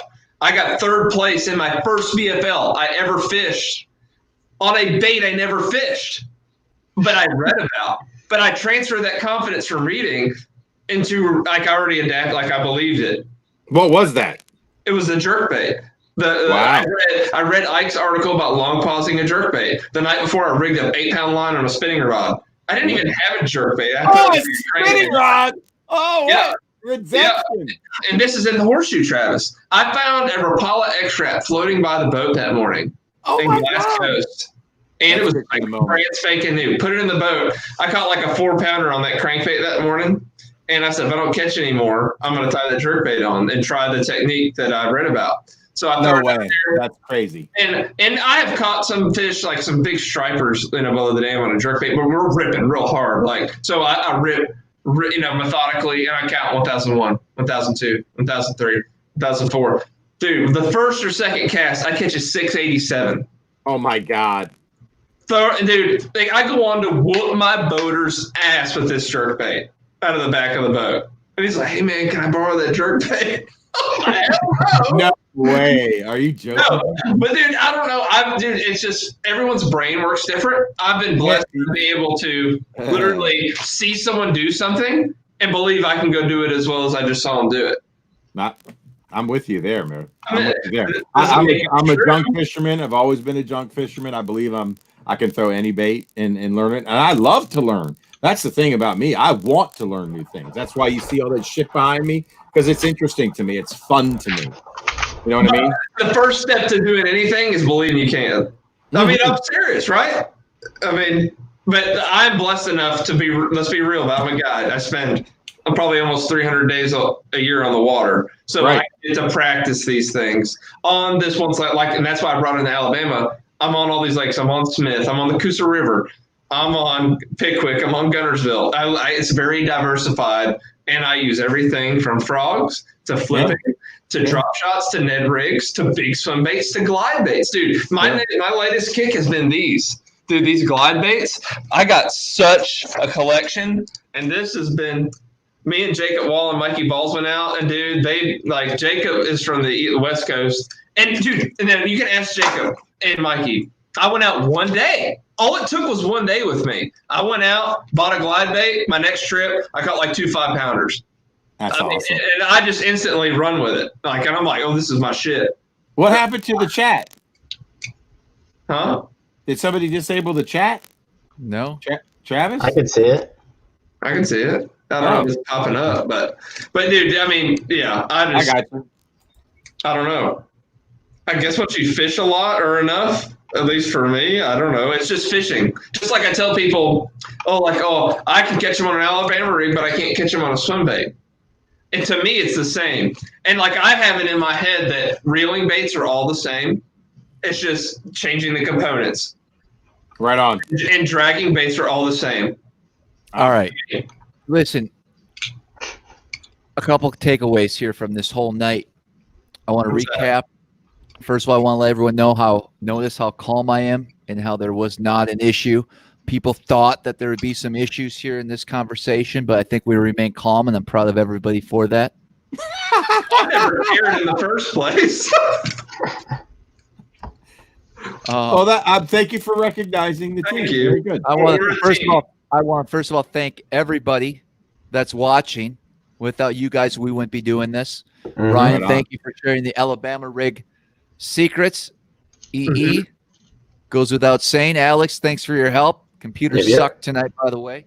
Hey man, good questions, Alex. Shitty Really, webcam. Don't buy that thing. really good question. Tell him, since I'm your intern, buy me a fucking laptop. Yeah. Here's what it is. I'd like to thank Chris Aldane for stopping by and Now dangerous. telling us about some jerkbait secrets and some swim bait secrets. I learned I need to go. I learned that when Eric finds a solution to a common problem like tackle storage, something I work on a lot, and been holding off these amazing bags from Amazon. I mean, I got guys, don't worry. They Instagram me already with the link and stuff, Eric. I got that. I know they would. I knew they would. And really, Ryan, for sharing Oh yeah, man, he like killed the it. best It's great stuff. A-rig Great setup stuff. that you're confident in. Unbelievable, man. You nailed it, bro. That was good. That was good. My goal, Travis, is to make you more confident in other techniques in traveling the country. It's if you want to be. Just say yes. I'm just reading these comments. Yeah, I think I am. Yes. So where you think you can, like, dude, I think after you fished with me, that why couldn't you come to the Tennessee River and win with a swim bait? Yeah, but absolutely. But give me a technique. I think I am well-rounded. I think you have the wrong impression. I'm well-rounded. I'm devil's advocate right there. Yeah, I'm well-rounded, but I feel that my handful of techniques that I feel comfortable with are techniques I'm going to try first in an event, in a tournament. Right. Mm-hmm. Well, I understand. Yeah. What if you went to Gunnersville in the spring? Would you try a drop shot first or a trap?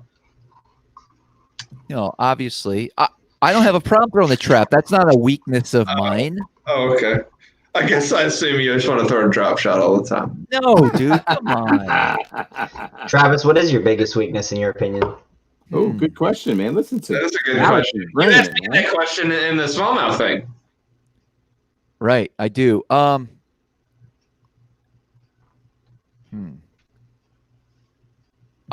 Ledge fishing for sure. Okay. Only because I don't get to do that too often. I could see that. Yeah. And mine was, because I don't get to do it too often, was northern smallmouth fishing. Sight fishing in specific. Just because my biggest thing is identifying those beds that are obvious. That's hard for me. Yeah.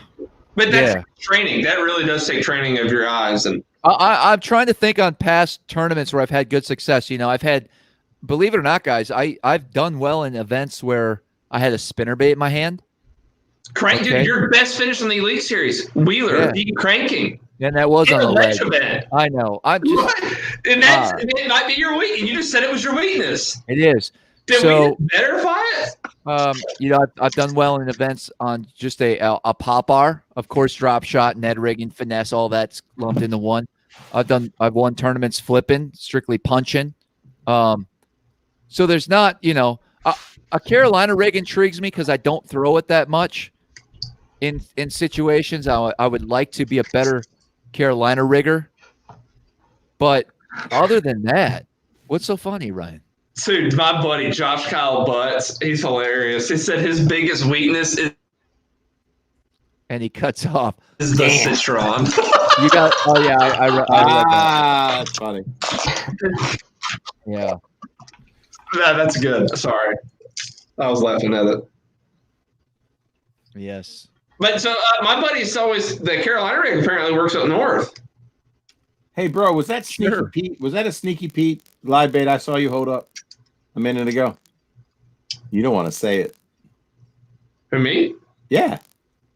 Oh, I don't know. This is hardcore. No, not that one. The other one. Pick up that one that looked like IU. This one?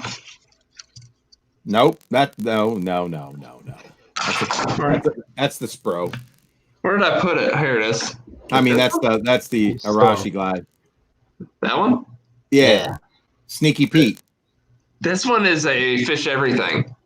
Oh my God! You bought a fish everything from? Dude, I got freaking 3 of them. They're in Maryland, bro. They're badass. What?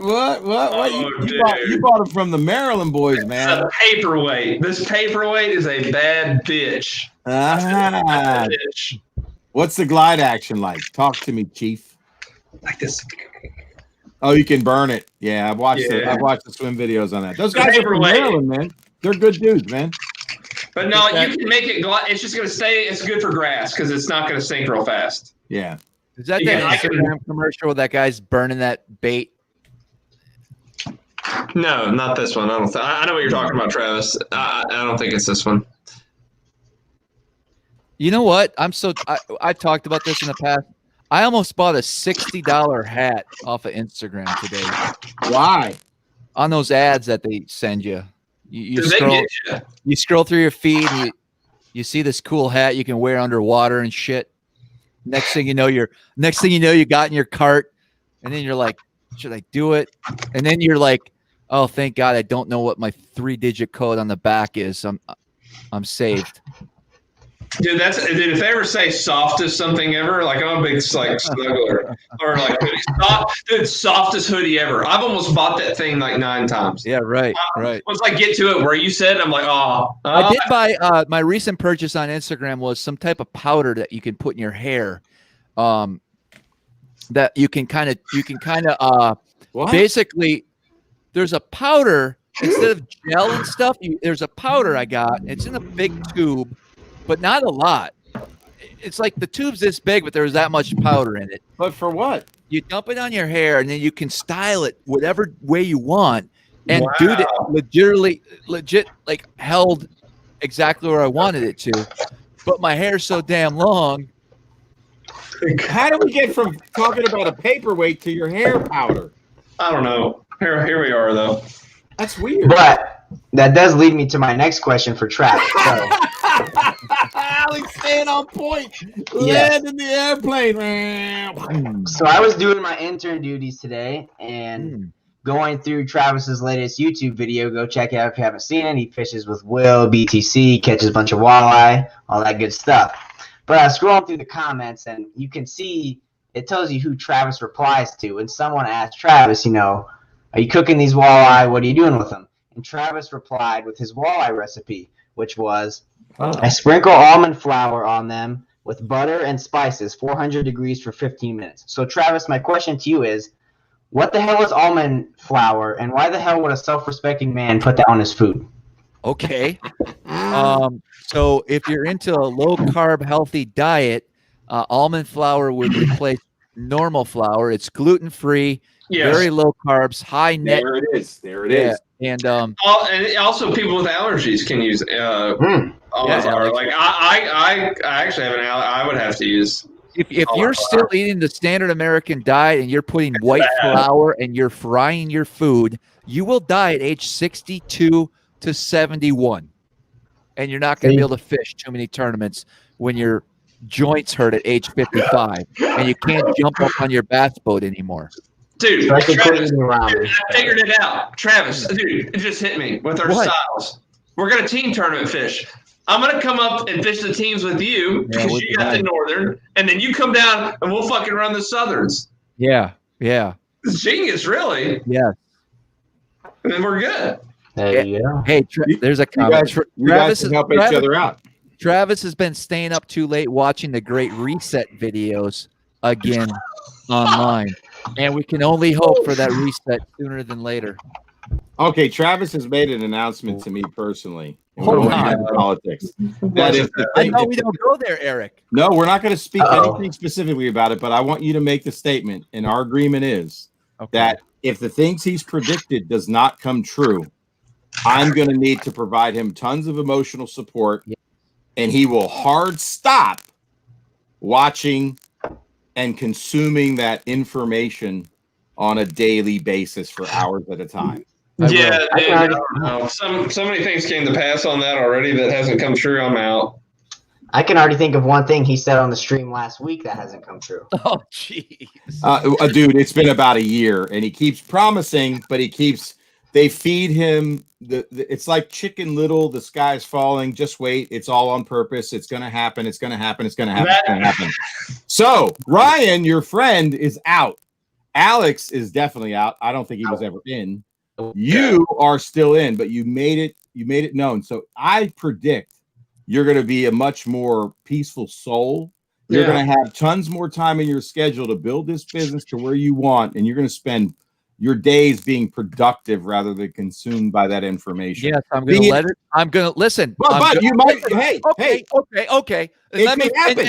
And I agree. I agree. But let me predict what's going to happen. I'm definitely going to give it up. Okay, I'm going to give it up. I'm going to stop. I'm going to surrender the system. I'm going to wear a mask that says slave on the front of it. No. I'm going to get prepared to spend $6 a gallon on gas. It's not about that. I'm going to understand I have no future it's or not about retirement. It's not about that. Okay, that's more Chicken Little stuff. I'm ready to go fishing. You're still consumed by it. It's sad. I'm ready to go fishing. It's really sad, dude, that it's sucking the soul out of you, bro. No, I said I'm done after next week. You're not done because you're predicting things. You just made big predictions. I'm just saying what's going to happen. I'm still going to fish. We will see what happens, and With we'll the slave talk about it. mask on me. Talk about it down the road. He's got a lot of angst. He does, man. I've never met anybody that has more angst than he does. Everybody watching on 3. 1, 2, 3. Yeah. Release. And I think the reason he is so controlled and he likes to control so much in his life is that he feels out of control with all that's happening in his brain around him. I'm praying for him. It's a way to cope with it. It's a coping skill, and I respect it. We all have that thing, by the way.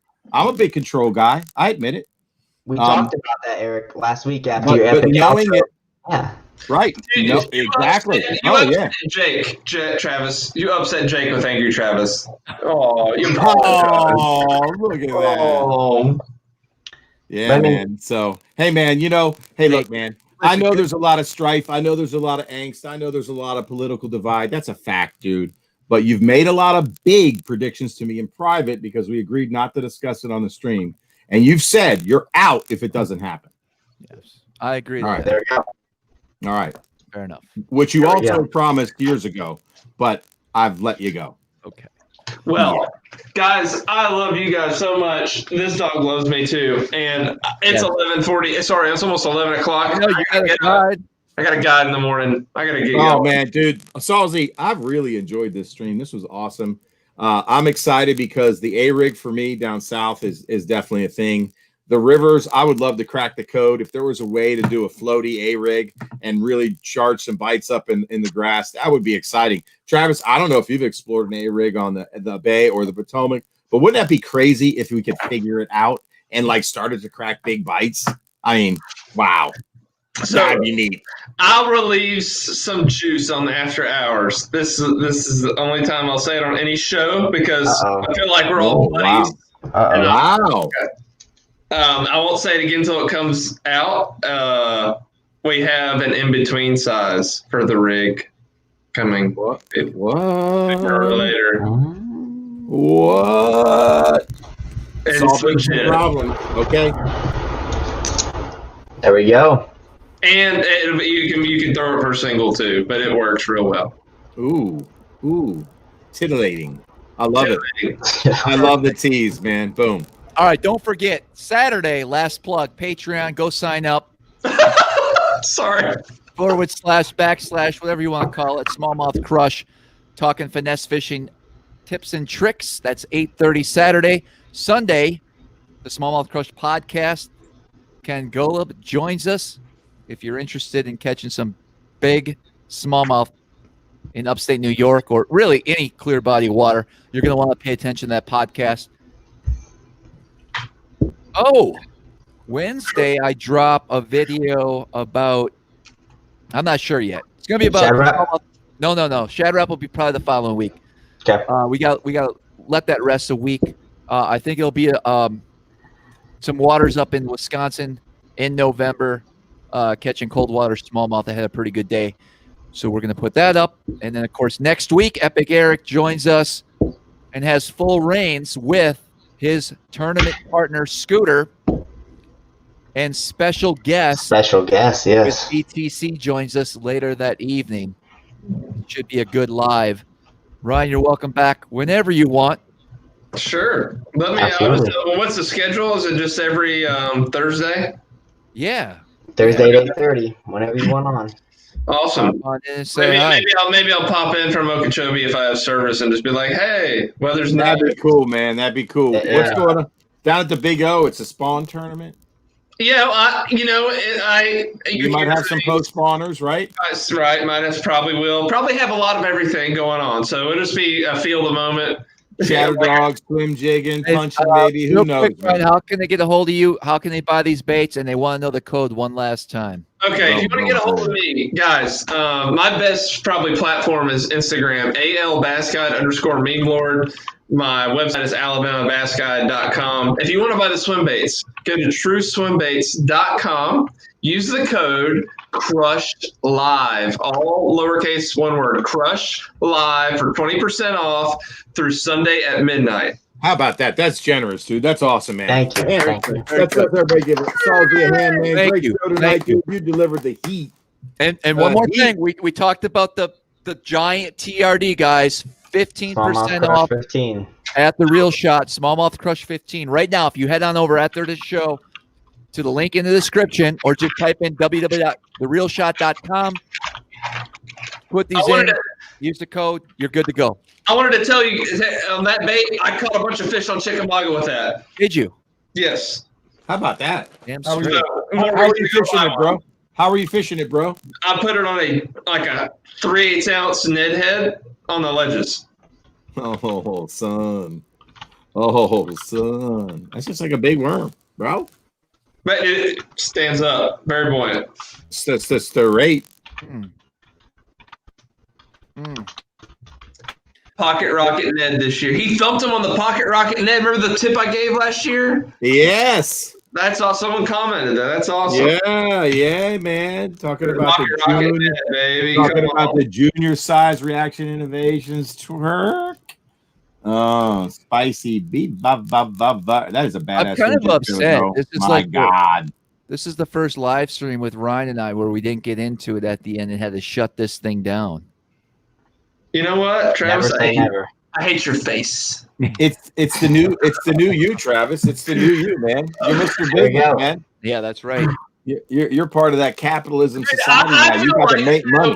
Last year, we were in the heat of COVID. We were all, dude. It was the time. Remember, we went live, Travis. That was our 6th night. It's kind of like being locked in a room on a vacation with your brother that everyone's sick of each other kind of moment.